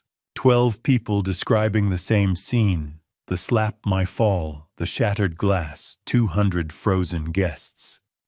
Late Tuesday afternoon, Hank arrived. We met in a conference room at the Four Seasons. When my brother walked in, older now, graying his eyes red, we stood on opposite sides of a table for a long moment. "Lance, I'm sorry," he said. "I should have called you, should have verified. Instead, I believed her and I hurt you. She manipulated both of us," I said. "I'm still sorry. For the 12 years, for the fight, for all of it." "Me too." It wasn't a full reconciliation, not yet, but it was a start. Hank signed an affidavit stating he would testify about Andrea's manipulation. Meanwhile, the Arizona Medical Board had opened an emergency investigation into Dr. Morales on Monday morning. By Tuesday afternoon, her license was suspended. Her lawyer contacted Evelyn with an offer Dr. Morales would cooperate, fully testifying against Andrea in exchange for reduced criminal charges. Tuesday evening, the team gathered at the Four Seasons. Evelyn laid everything out on the coffee table: the Mayo Clinic report, showing I was cognitively superior; the financial forensics documenting crypto losses, debt embezzlement, the $40,000 theft; Dr. Morales' emails and fraudulent evaluation; Hank's texts and affidavit; Margaret's witness statement; 12 party guest statements; video footage of the slap; bank records, wire transfers, a paper trail that led straight to Andrea. "Now, this is overwhelming evidence," Evelyn said. "Any prosecutor would take this case. Any jury would convict." "What do we do now?" I asked. "We have two options. File criminal charges immediately Andrea gets arrested, prosecuted. Or we confront her first. Give her a chance to see what we have." Chase leaned forward. "I want to confront her." "Why?" Evelyn asked. "Because I want her to know. I want her to see that she didn't get away with it." He looked at me. "And I want Lance to see her face when she realizes it's over." Evelyn nodded. We set up a meeting. Neutral location, public enough to be safe. I'll be nearby with Marcus. We confront Andrea with evidence, record her reaction. If she admits anything, we have a confession. If she denies, we go straight to police. When Chase asked, "Tomorrow, Wednesday. I'll call her, say it's about marriage counseling. She'll come." I looked at Chase, then Evelyn. "I want to be there. Not at the table, but close enough to see." That night, I slept better than I had in months. Because for the first time since Andrea brought me those conservatorship papers, I wasn't afraid of her anymore. Wednesday afternoon at 2:15, Chase called Andrea. I was sitting on the Four Seasons patio when I heard his voice through the open door, calm and steady, delivering 9 words that sounded like an invitation, but were really a summons. "Let's have dinner tonight. Just us. We need to talk." And I watched him through the glass as he listened to her response, his face unreadable, and wondered if she had any idea what was waiting for her at Mastro's Ocean Club. Andrea thought this was about damage control. She'd texted Chase twice since the party, once Saturday night saying I'd embarrassed her, once Monday, asking if they could talk when he was back from London. She had no idea Chase had never gone to London, that he'd been in Arizona the whole time.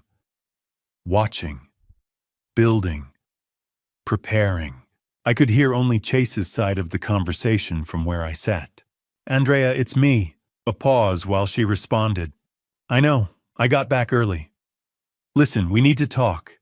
About Saturday, about everything." Another pause. "Not on the phone. Let's have dinner. Mastro's, 7 o'clock. Just the two of us." I could imagine her voice on the other end, eager, relieved that he was finally engaging after days of silence. "We'll talk about all of it," he said, his tone controlled. "But face to face, will you come A longer pause. Good. 7 p.m. Private dining room. I'll make the reservation. She said something else. I caught the faint edge of affection in whatever words she used. See you then, Chase said and ended the call. He set the phone down and stood there for a moment, staring out at the desert. I walked to the doorway. What did she say? I asked. Chase turned. That she's sorry I had to deal with Dad's outburst. That she wants to explain. That she loves me. He paused, his expression somewhere between sadness and steel. She has no idea what's about to happen. By 3 o'clock, Evelyn had arrived with the final strategy. We gathered in the Four Seasons conference room for what she called a rehearsal. Chase sat across from her while she walked him through every step of the confrontation. Start calm, Evelyn said. Don't let her see emotion. Emotion gives her room to manipulate. She's spent years reading you, knowing what buttons to push. Don't give her that opening. Chase nodded. Stay present evidence systematically, one piece at a time. Don't dump everything at once or she'll shut down. Build the case layer by layer until there's no room for denial. What if she tries to leave? Chase asked. Let her, Evelyn said.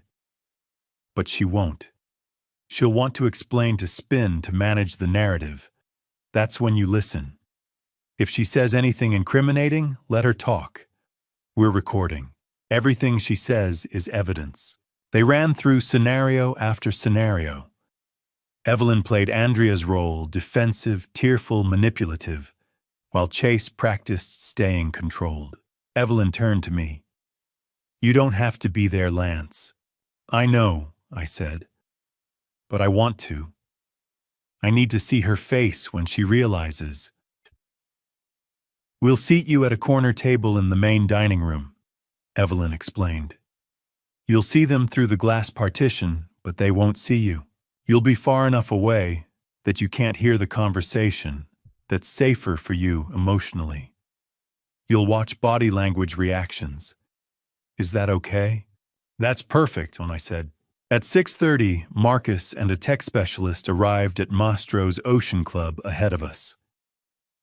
The restaurant was an upscale steakhouse in North Scottsdale.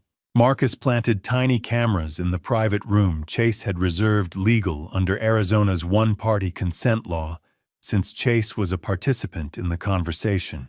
Audio recording devices served as backup. Evelyn and Marcus would monitor everything from an SUV in the parking lot.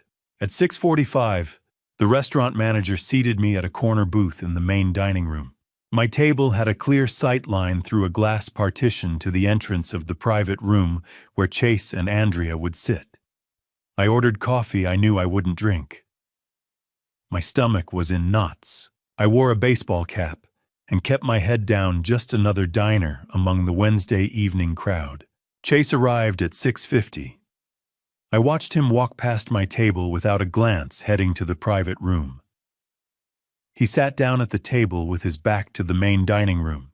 He placed a leather portfolio in front of him. Inside, I knew, was an iPad loaded with evidence. Divorce papers in one envelope, a police report in another. Andrea arrived at 7:02.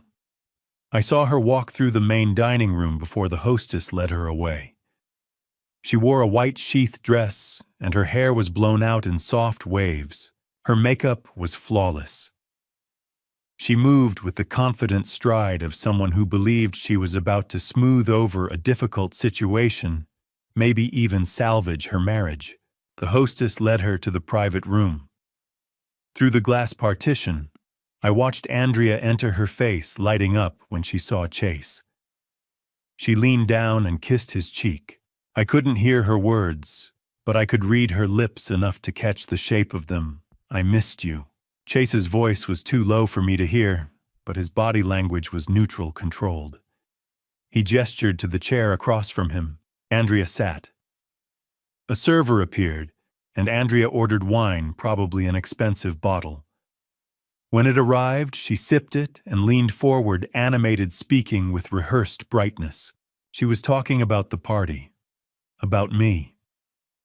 I could see her gestures, the way she touched her collarbone in concern, the slight shake of her head. Then Chase moved. He leaned forward and said something, one word, maybe two. Andrea stopped mid-sentence, her smile fading slightly. Chase reached down and pulled the iPad from his portfolio. He set it on the table between them. Andrea stared at it. Her lips moved. "What's that?" And Chase responded with something that made her face go still. He turned the iPad toward her. From where I sat, I couldn't see the screen, but I knew what was on it. The frozen frame of the courtyard at Andrea's party. And in the center, Andrea's hand raised in the split second before it struck my face. Andrea looked at the screen, then at Chase. Her expression shifted, confusion giving way to comprehension. Comprehension giving way to something sharper. Chase said something else. Then he pressed play. From my corner table, I couldn't hear what they were saying, but I could see Andrea's face through the glass partition as the video played. I watched her watch herself strike me, watched her expression change from confusion to recognition, to something that looked like fear. And I watched Chase, calm, still unmoved, as he sat across from the woman he'd married and showed her proof of who she really was. Before I reveal what Chase showed Andrea next, I need to know you're still with me.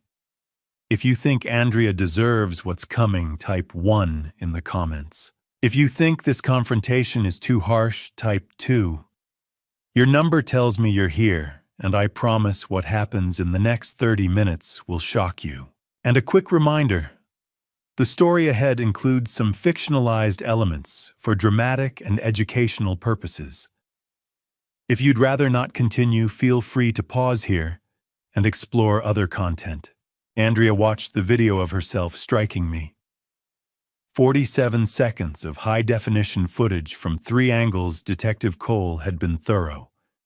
She watched the champagne glass shatter, watched me fall, watched 200 people stand frozen while Margaret Campbell knelt beside me and wrapped my injured hand in a napkin. And when the video ended and the iPad screen went black, Andrea looked up at Chase and said the only thing she could think to say, "That's not what it looks like." Chase had rehearsed this moment with Evelyn 6 times. He knew every response Andrea might give, every deflection, every excuse, every manipulation tactic. Evelyn had coached him. She'll deny, then deflect, then cry, then blame. Don't react to any of it. Just keep presenting evidence. And that's exactly what Chase did. "Now that's not what it looks like," Andrea said again. "He gave me a cheap gift after I threw him a huge party. I was hurt." You struck him," Chase said evenly, "in front of 200 witnesses. That's assault." "He embarrassed me. He saved for 6 months to buy you a Cartier watch," Chase interrupted. "You called it worthless junk. Then you struck him hard enough that he fell and injured his hand." Andrea's voice rose. "I didn't mean to." "Yes," Chase said. "You did." He swiped to the next screen on the iPad. Coinbase records filled the display. $180,000. Luna Classic.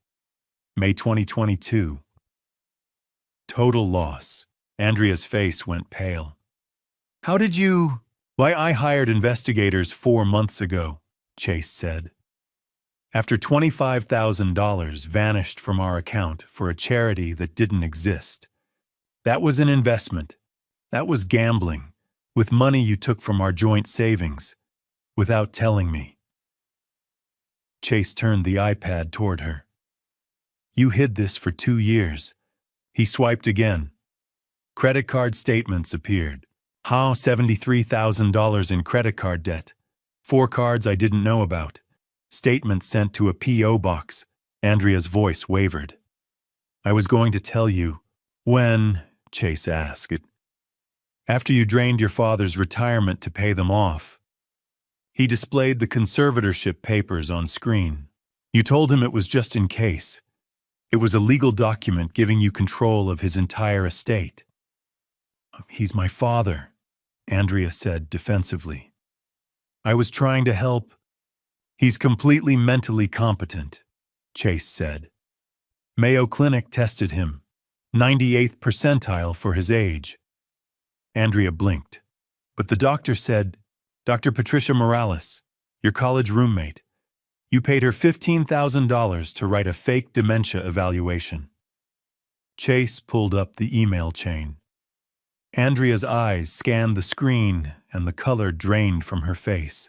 Her own words stared back at her, demanding the diagnosis, mentioning the owed favor offering $15,000. She committed medical fraud. For money. Because you blackmailed her with a cheating incident from 15 years ago. Chase showed the bank transfer. $15,000. July 2nd. Dr. Morales' medical license was suspended yesterday. She's cooperating with authorities. She'll testify against you. Andrea opened her mouth, then closed it. Chase swiped again. Text messages appeared. You contacted Lance's brother. Told him Lance was declining, leaving the stove on, causing fires. All lies. You were building a case. You needed family corroboration for the conservatorship petition. You manipulated Hank into supporting something based on complete fabrication. Marchician. Chase set his tone flat. You convinced Lance to add you to his bank account. Then you stole $40,400 over 8 weeks. He displayed the withdrawal records. Chertia, when he noticed you told him he'd spent it on home repairs, he didn't remember. You made him think he was losing his mind. Chase pulled up the text exchange with Claudia. The laughing emoji. The mocking tone. Andrea saw her own words about how her dad totally believed it, about playing the long game. You gaslit your father. Made him believe he had dementia. He kept a journal for 4 months because he was so terrified of forgetting things. Andrea's eyes filled with tears. I didn't mean for him to. Yes, you did. You wanted him scared, compliant, easy to control. Chase swiped one more time. Corporate expense records filled the screen. And while you were stealing from your father, you were stealing from your employer. $48,000 in false expense claims over 18 months. He scrolled through the list. Spa days labeled as client dinners. Vacations disguised as conferences. Designer handbags categorized as team-building supplies. Your company is pressing charges. The FBI is involved because it crosses state lines. Wire fraud. Andrea was crying now, mascara beginning to streak. Chase, please. She cycled through every response Chase had anticipated. Denial, deflection, crying, blaming him for traveling too much. Desperation, we can fix this, therapy, counseling, I'll pay everything back. It's too late, Chase said. He pulled an envelope from his portfolio and slid it across the table. I filed for divorce Monday morning. These are your copies. Andrea grabbed the envelope, her hands shaking. What? No, Chase, you can't. Your fraud voids the prenuptial mediation clause, Chase said. I'm keeping the house, the cars, all marital assets. You leave with nothing. Andrea reached across the table and grabbed his hand. Please, I'll do anything. We can work through this. Chase pulled his hand away. We can't work through fraud. We can't work through elder abuse. We can't work through you systematically destroying the one person in your life who loved you unconditionally. He pulled a second envelope from the portfolio. This is from Detective Marcus Cole. Police report filed Tuesday. He read the list aloud. Elder abuse, financial exploitation, conspiracy to commit fraud, embezzlement, assault. Arizona State Police will arrest you within 72 hours. Andrea's voice became hysterical. You're having me arrested. I'm making sure you're held accountable, Chase said. Andrea stood her chair, scraping back. I'm your wife. Chase stood as well. He put on his jacket and looked down at her. His voice was calm, final. You were my wife. Now you're just someone I used to know. He turned and walked to the door. Chase, wait. He didn't turn back. He opened the door, stepped through, and let it close behind him. Andrea stood alone in the private dining room. Documents were scattered across the table. Her white dress was rumpled. Her mascara ran in dark streaks. She stared at the iPad, its screen now dark. She stared at the divorce papers. And slowly she sank back into her chair and put her head in her hands. From my corner table 30 feet away, I had watched the entire exchange through the glass partition. I couldn't hear the words, but the body language told the story. I had expected to feel anger, or satisfaction, or triumph. But what I actually felt was emptiness. A hollow grief for the daughter who had never really existed. I watched Chase walk through the main dining room toward the exit. He saw me in my corner booth and stopped. He didn't sit, just stood beside the table and said, "It's done," and I nodded, because it was done.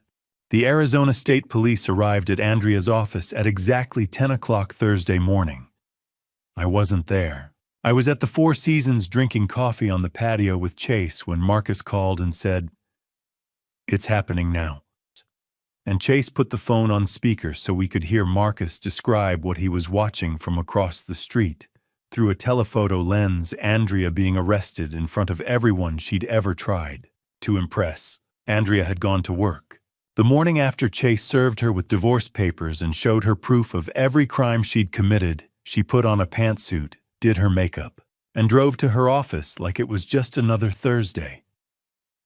Marcus told us later she'd been at her desk answering emails when the police walked in, like she thought she could still pretend everything was normal. Marcus's voice came through the speaker, calm and matter-of-fact. "They're going in now. 2 Arizona State Police, 1 FBI agent." I could hear faint background noise traffic, the rustle of Marcus shifting in his vehicle. And I'm walking through the lobby, taking the elevator, 3rd floor, approaching her section. I can see through the glass walls.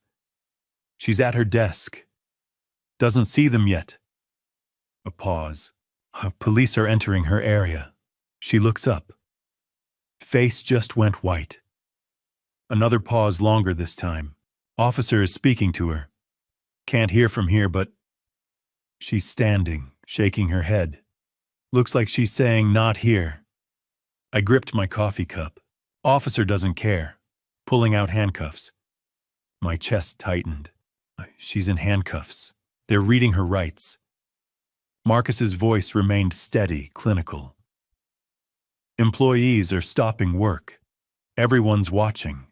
She sees them looking. She's crying. I closed my eyes.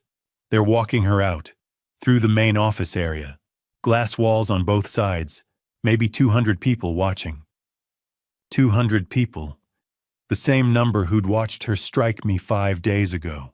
She's trying to keep her head up, but she's falling apart. Elevator, lobby, outside. She's in the police car now. Silence. Then Marcus said, "It's done. They're taking her to Maricopa County for booking." I set my coffee down. My hands were shaking. Chase looked at me. "You okay?" he asked. I didn't know how to answer. "That's my daughter in handcuffs," I said. "That's the person who tried to steal your life," Chase said quietly. I nodded. Both things can be true. 20 minutes later, Evelyn called with the official details. 6 charges. Elder abuse under Arizona Statute Class 4 felony. Fraudulent schemes and practices Class 2 felony. Theft $40,400 from my account. Class 2 felony. Theft by embezzlement from her employer. Class 2 felony. Conspiracy to commit fraud with Dr. Morales. Class 3 felony. And assault the slap at the party, a Class 1 misdemeanor. If convicted on all counts, Evelyn said, She's looking at 8 to 12 years. The bail hearing was expedited to 1 o'clock that afternoon. Judge Raymond Torres presided. The prosecutor laid out the case. Andrea was a flight risk. Her wealthy husband was divorcing her. She had no financial ties left, and the charges were severe. Multiple felonies, overwhelming evidence.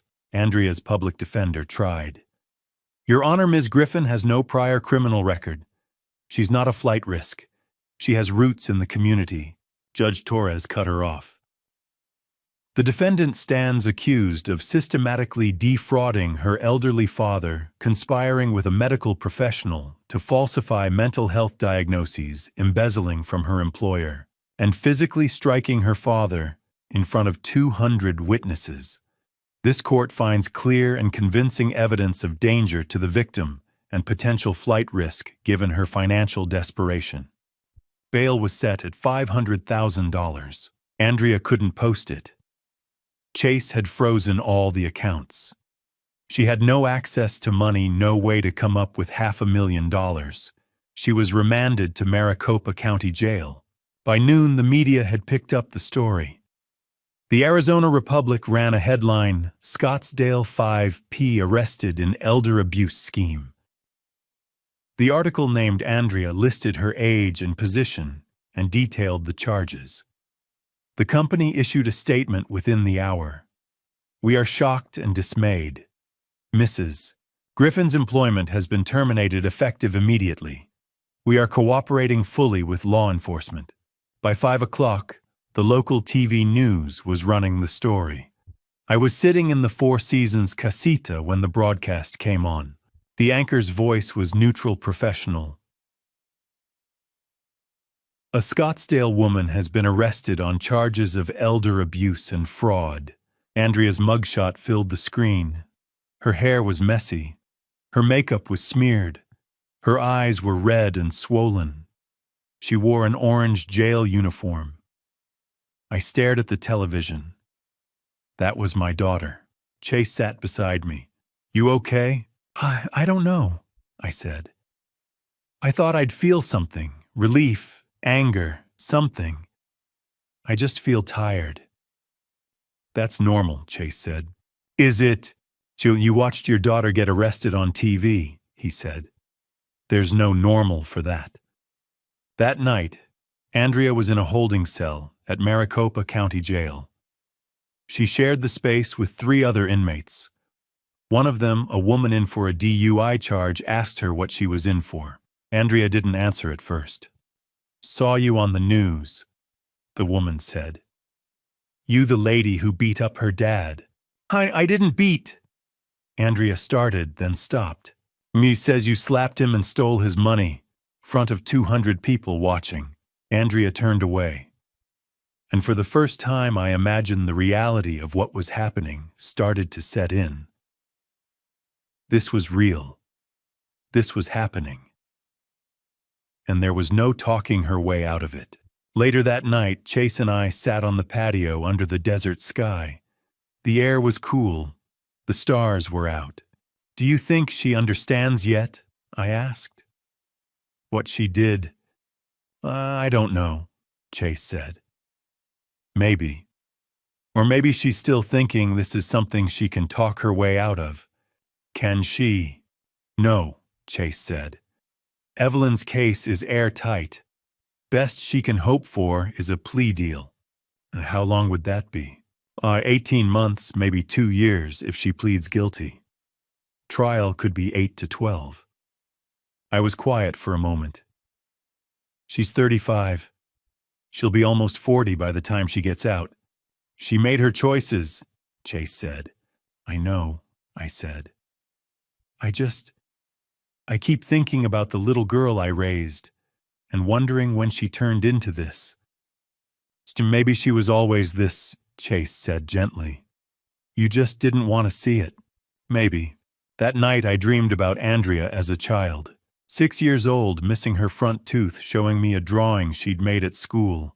A stick figure family with I love you, Daddy, written in crayon at the bottom. And I woke up at 3 in the morning wondering, when did that little girl disappear? When did the daughter I loved become someone I didn't know? And would I ever stop grieving for the child she used to be? I thought seeing Andrea arrested would give me closure. But watching her unravel over the next 4 weeks, losing everything she'd built on lies, taught me that justice isn't a moment. It's a process. I woke the morning after the arrest in Chase's penthouse sunlight, streaming through floor-to-ceiling windows that overlooked Scottsdale. My phone screen showed 47 missed calls from unknown numbers reporters, I guessed.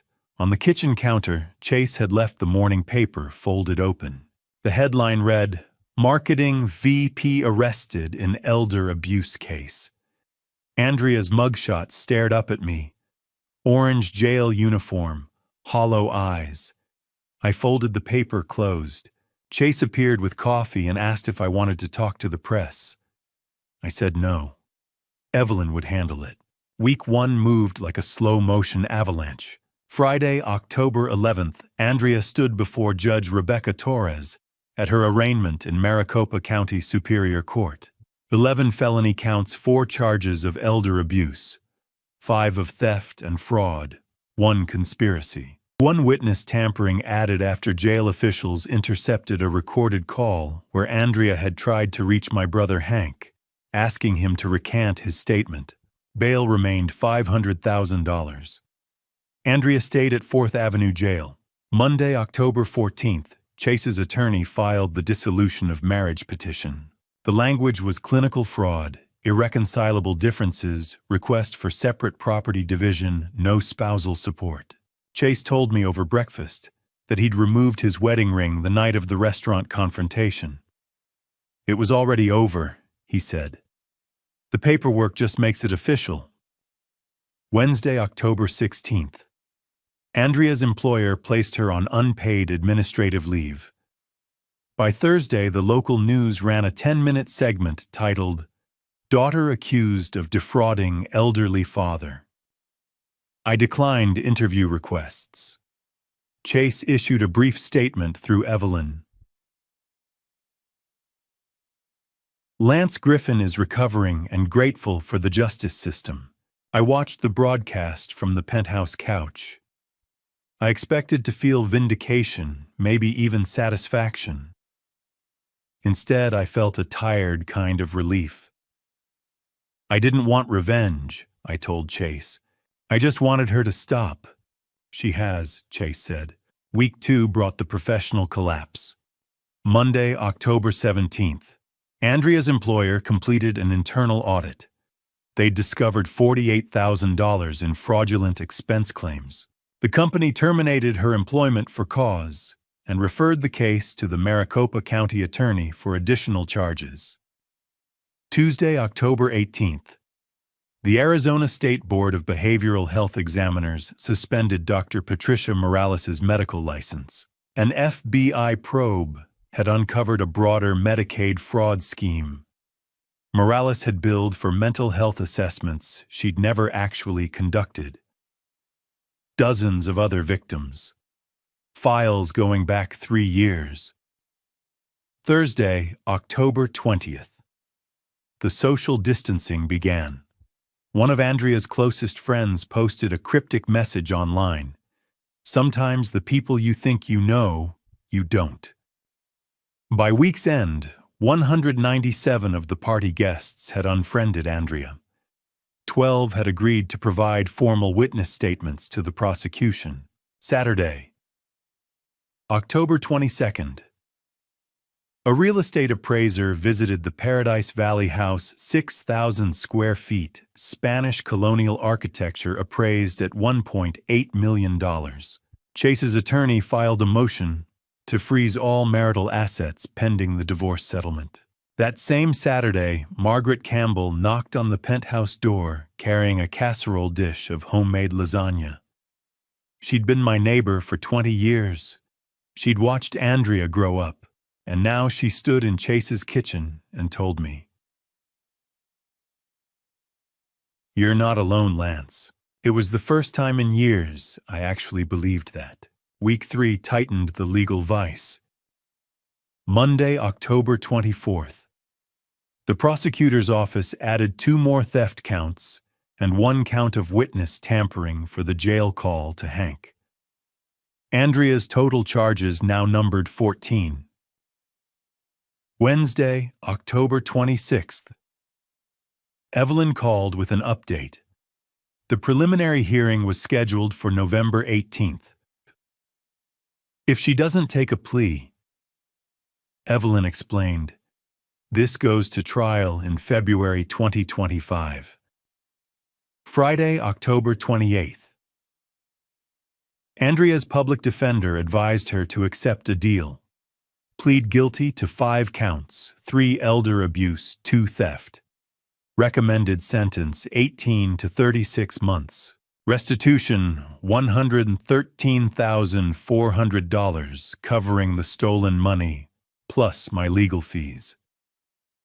5 years probation after release. Andrea hadn't decided yet. Saturday, October 29th. Chase moved the last of his belongings out of the Paradise Valley house. I went with him to help. The place felt hollow, echoing. In a storage closet, Chase found a framed photograph of my late wife Andrea's mother. It had been packed away, forgotten. I took it with me. It was the first time I'd looked at her picture in months. That night back at the penthouse, I stared at the photograph and felt an unexpected wave of grief. Not for Andrea, but for the daughter she could have been. I mourned the relationship we never had. Week 4 brought the silence before the storm. Tuesday, November 5th. Andrea formally accepted the plea deal. Her allocution, the part where she would have to confess in open court, was scheduled for November 15th. Thursday, October 31st. Dr. Patricia Morales' medical license was permanently revoked. She faced a separate criminal trial for Medicaid fraud. The federal prosecutor estimated 5 to 10 years in prison. Saturday, November 2nd. Chase and I had dinner on the penthouse balcony. He told me he'd started seeing someone, a woman named Sarah, a pediatric nurse he'd met at a charity event. I want you to meet her, he said. Then quieter, and I'd like you to be my best man, someday, when we get there. I said yes. It was the first time in years I'd felt hope for something other than survival. Sunday, November 3rd. I wrote in my journal a new habit from the therapy sessions Chase had quietly arranged for me. The entry read, 4 weeks ago I thought my life was over. Today I realized it's just beginning. I looked out at the Scottsdale city lights and thought about Paula, my late wife's best friend, who Chase said had been asking about me. I thought about the volunteer work Evelyn had mentioned, an elder abuse hotline that needed people who'd been through it. And I felt something I hadn't felt in months, calm. Not happiness yet, but the absence of fear. On November 3rd, exactly 4 weeks after Andrea's arrest, I wrote in my journal, I think I'm ready to forgive. Not her, not yet, maybe not ever. But myself. For staying silent so long, for believing her lies, for thinking I deserved it.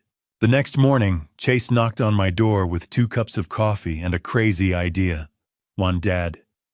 He said, how would you feel about volunteering at the elder abuse hotline? They need people who've been through it. I looked at him, this man who wasn't my blood, but had become my family, and I realized my story wasn't over. It was just beginning. While Andrea's life was falling apart in a jail cell, mine was being rebuilt one small, ordinary moment at a time. And I learned that healing isn't dramatic. It's quiet. It's boring. It's beautiful. The same 4 weeks that dismantled Andrea's world, October 10th through November 3rd, were the weeks that taught me how to live again. Not survive. Live. Dr. Alan Brooks referred me to Dr. Samuel Garrett, a geriatric specialist in Scottsdale. My blood pressure was 160/95. Blood work showed mild malnutrition markers for chronic stress disrupted sleep patterns. Your body kept score of the abuse, Dr. Garrett told me. Now we teach it safety. He prescribed medication and referred me to a nutritionist named Linda Foster.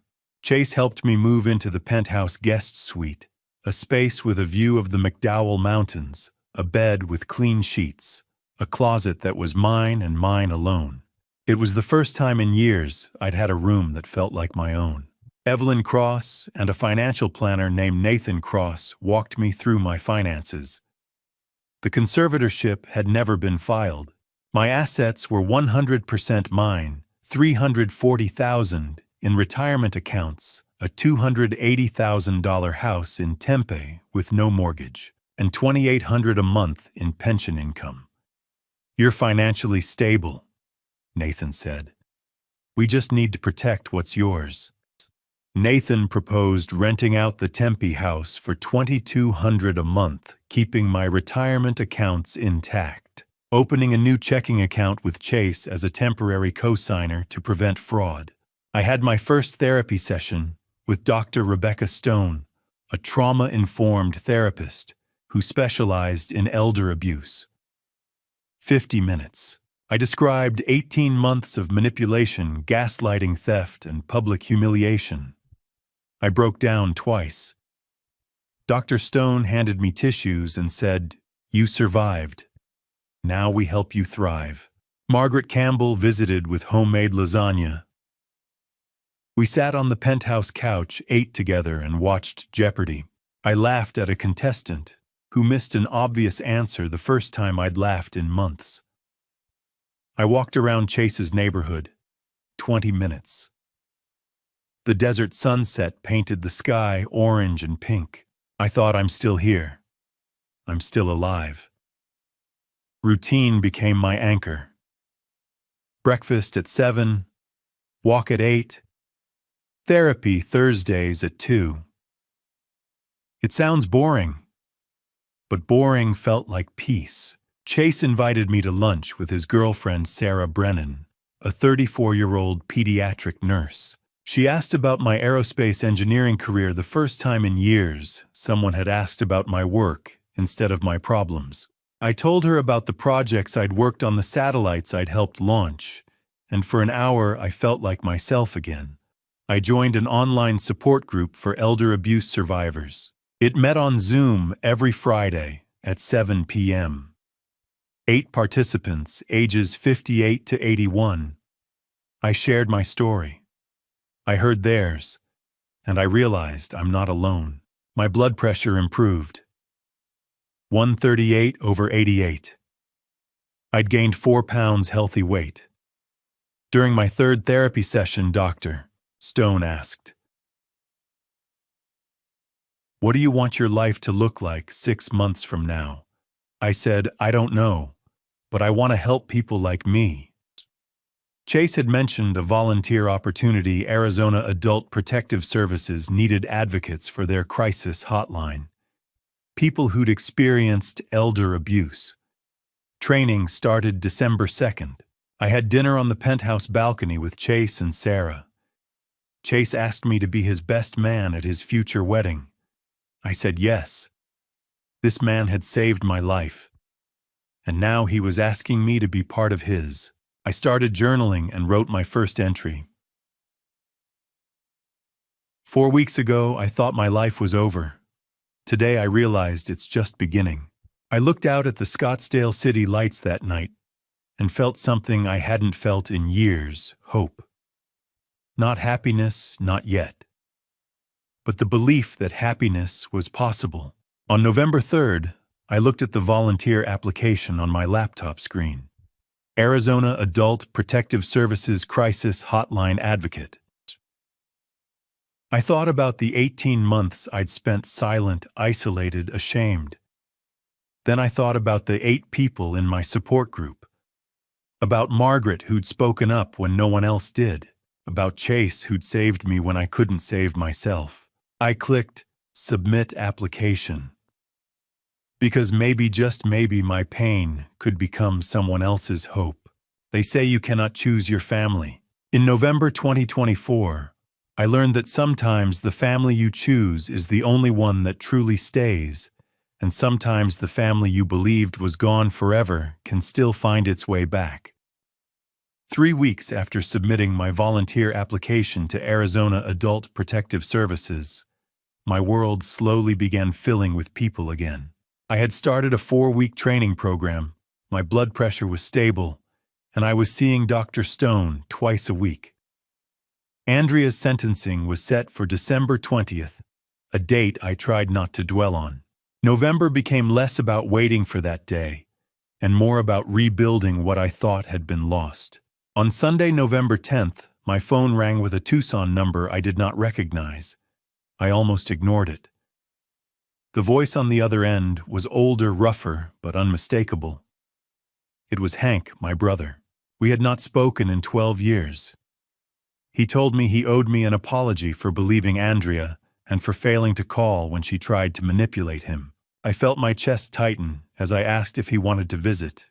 2 days later, he drove 120 miles to Scottsdale. We met in Chase's lobby and exchanged an awkward hug, unsure how to bridge more than a decade of silence. Hank brought an old photo album from our Air Force childhood 8 moves before I turned 18. We flipped through pictures of Dad in uniform, Mom outside identical base housing, and 2 gap-toothed boys holding fish beside some forgotten lake. He admitted he should have called when Dad died. I confessed I should have reached out when Mom passed. Pride had cost us years. When we found a photo of the 4 of us beside a Christmas tree in Germany, Hank said we were a family once. I told him we still were. The following Sunday, I taught him chess, our father's favorite game. We agreed to monthly visits, and as he hugged me goodbye, I realized I had been mourning someone who was never truly gone, only lost. Reconnection did not stop there. On November 14th, Margaret invited me to Thanksgiving dinner. I had not celebrated since my wife died in 2016, 8 years of empty holidays. She insisted I would not spend it alone. 2 days later, I visited her home in Tempe and met her daughter Emily and 4-year-old grandson Lucas, who proudly showed me his toy rocket. I explained how fins stabilize flight, and he listened like I was explaining the universe. The next week, Margaret visited my penthouse with a homemade pumpkin pie. We drank coffee on the balcony as sunrise painted the McDowell Mountains gold. She told me she had cared for her husband through Alzheimer's and understood isolation. When she saw Andrea hit me at that party, she recognized the same abuse her own sister once inflicted on their mother. She refused to stay silent again. I told her she had saved me. In many ways, she became the steady presence I had always needed. At Chase's suggestion, I also reached out to Paula Martinez, my late wife's best friend of 30 years. Andrea had told Paula I did not want contact and had blocked her number, something I never knew. I sent a simple message asking if we could talk. She replied within minutes. We met at Scottsdale Civic Center Park and talked for 90 minutes. Paula explained she believed I was moving to assisted living and wanted no visitors. I told her the truth about the manipulation and arrest. We both cried. She said my wife would be proud that I survived and fought back. A few days later, she brought photo albums to the penthouse. We studied wedding pictures from 1985 vacations and images of Andrea as a smiling child. Looking at a photo of my wife laughing on a San Diego beach while pregnant, I remembered joy instead of loss. Meanwhile, I completed my training and earned certification as a crisis hotline advocate. On November 26th, I worked my first supervised shift and took 3 calls from older adults facing theft, isolation, and physical abuse. I listened, provided referrals, coordinated emergency responses, and stayed on the line until each caller felt safe. Afterward, I sat in my car and cried not from sadness, but from purpose. My supervisor offered me a permanent 8-hour weekly volunteer role and later asked if I would consider public speaking about elder abuse prevention. I thought about the crowd who once watched me suffer and the few who finally stood up. Then I thought about the callers who said they believed they were alone. I told her yes, because if my story can spare even one person that silence, it is worth telling. 6 months after the night that changed everything, I stood before 300 people at the Arizona Elder Abuse Prevention Conference and said words I once believed would destroy me. My name is Lance Griffin. I am 64 years old, and my daughter nearly destroyed me. I had completed volunteer training in November, reconciled with my brother Hank, reconnected with Paula and Margaret, and found purpose on the APS crisis hotline. Andrea had been sentenced in December. Now, in mid-April, at the Arizona Biltmore in Phoenix, I faced a room of social workers, law enforcement officers, medical professionals, and survivors ready to tell the truth. Stage lights blurred the back rows, but I saw the front clearly. Chase and Sarah sat together. Margaret with tissues in hand. Hank steady and silent. Paula watching with the same loyalty she had shown for 30 years, Karen Delgado from APS nearby, and 12 guests from the birthday party who had testified at the trial. I described October 5th, the celebration, with 200 guests, the Cartier watch I saved 6 months to buy, and the slap that sent me to the ground with glass in my hand and blood on stone. I spoke about 18 months of isolation, financial control, and gaslighting. In March 2024, Andrea convinced me to add her to my bank account, stole more than $40,000, and persuaded me I was losing my mind. I explained the conservatorship fraud, the bribed psychiatrist, the lies that eroded my identity, and how Chase gathered evidence, found a lawyer, and helped unravel every deception. I shared the outcome, Dr. Patricia Morales serving 64 months in federal prison for falsifying evaluations. Andrea sentenced to 30 months with parole eligibility after 18, and the long road of therapy and recovery that followed. Since December, I had volunteered more than 250 hours, helped 47 callers, coordinated 12 investigations, and assisted in 3 emergency rescues. I told them I was not seeking sympathy, but hoping that someone in that room would recognize the next victim sooner than I had. The applause rose into a standing ovation. 14 people approached me afterward with their stories, and an elderly woman squeezed my hand and thanked me for speaking what she had never dared to say. When I saw Chase wiping his eyes, pride replaced every ounce of shame. At lunch, I stood on the terrace reflecting on how far we had come. Andrea was serving her sentence in minimum security at Perryville after pleading guilty to elder abuse and theft. She owed $113,400 in restitution and would face probation therapy, wage garnishment, and a permanent restraining order after release. Dr. Morales was incarcerated in California, her license revoked, and restitution ordered. Chase's divorce finalized in February. Thanks to the prenup's fraud clause, Andrea received nothing. He kept the Paradise Valley home, earned a promotion to regional CEO, and became engaged to Sarah with an October wedding planned. He insisted I remain in his penthouse because, as he said, I was family. Hank visited monthly, and in January we stood together at our parents' graves for the first time in years. Margaret shared weekly dinners, and now volunteered beside me on the hotline. Paula and I visited my late wife's grave each month and co-facilitated a grief group she introduced me to. My health stabilized, my finances recovered, and my calendar filled with support groups, volunteer hours, and speaking engagements. I was no longer isolated. I was connected. That evening, back on the penthouse balcony at sunset, we gathered for dinner. Chase grilled, Sarah prepared salad. Margaret brought dessert, Paula poured wine, and Hank set up a chessboard. When Sarah asked how the speech felt, I told her it was terrifying and freeing at once, as if I had reclaimed my life. Chase called me Dad and said he was proud. For the first time, I told them I was proud of myself. As city lights flickered below and laughter drifted from inside, I understood that I would never be the silent man who endured abuse again. Andrea had taken time, money, and dignity, but she had not taken my future.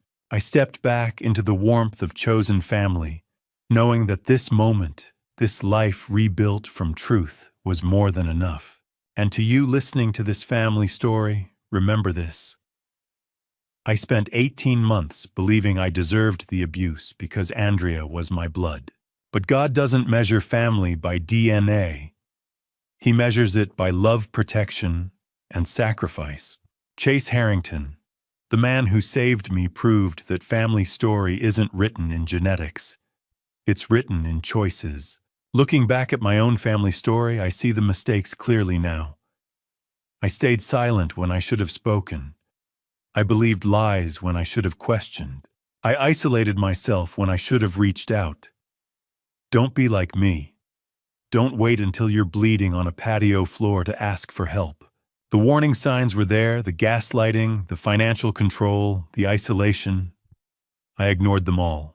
If you're living through something similar, understand this. Dad revenge isn't what you think it is. Real dad revenge isn't about anger or retaliation. It's about survival, about reclaiming your dignity, about protecting the next victim. My dad revenge was standing in front of 300 people and saying, "This happened to me and it can happen to you." That's the only revenge worth having. God gave me a second chance. Chase gave me a family. And I'm giving you this warning: abuse doesn't announce itself. It creeps in slowly, wrapped in love and manipulation. Trust your instincts. Document everything, and never ever believe you deserve it. If this story resonated with you, please leave a comment below sharing your thoughts. Your voice matters. Hit the subscribe button and share this with someone who needs to hear it. Together we can break the silence. Thank you for staying with me until the end. A note to our listeners: the stories that follow may contain fictionalized elements created for educational purposes. If you prefer different content, feel free to explore other options on our channel. 보시고, 네, 다들 새해 복 많이 받으세요. 보기 좋구나, 얘들아. 서로 그렇게 덕담 나누면서 싸우지 말고, 알겠지? 다들 착하게 살아. 그래야지 잘 되지, 알겠지? 림빵 오빠도 왔네. 어서 오세요. 본가 어딘데요, 오빠?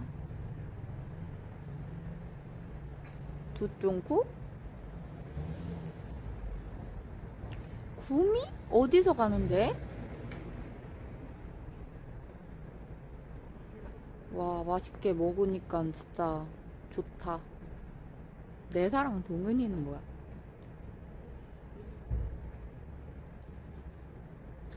김천 김밥 전국? 오호.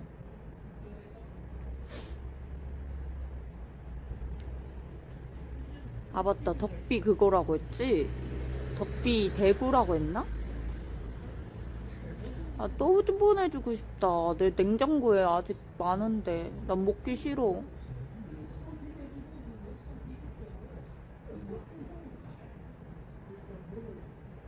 야, 덕비야. 림빵 오빠가 훨씬 니보다 나이 많을걸? 덕비 저 싸가지 없는 놈.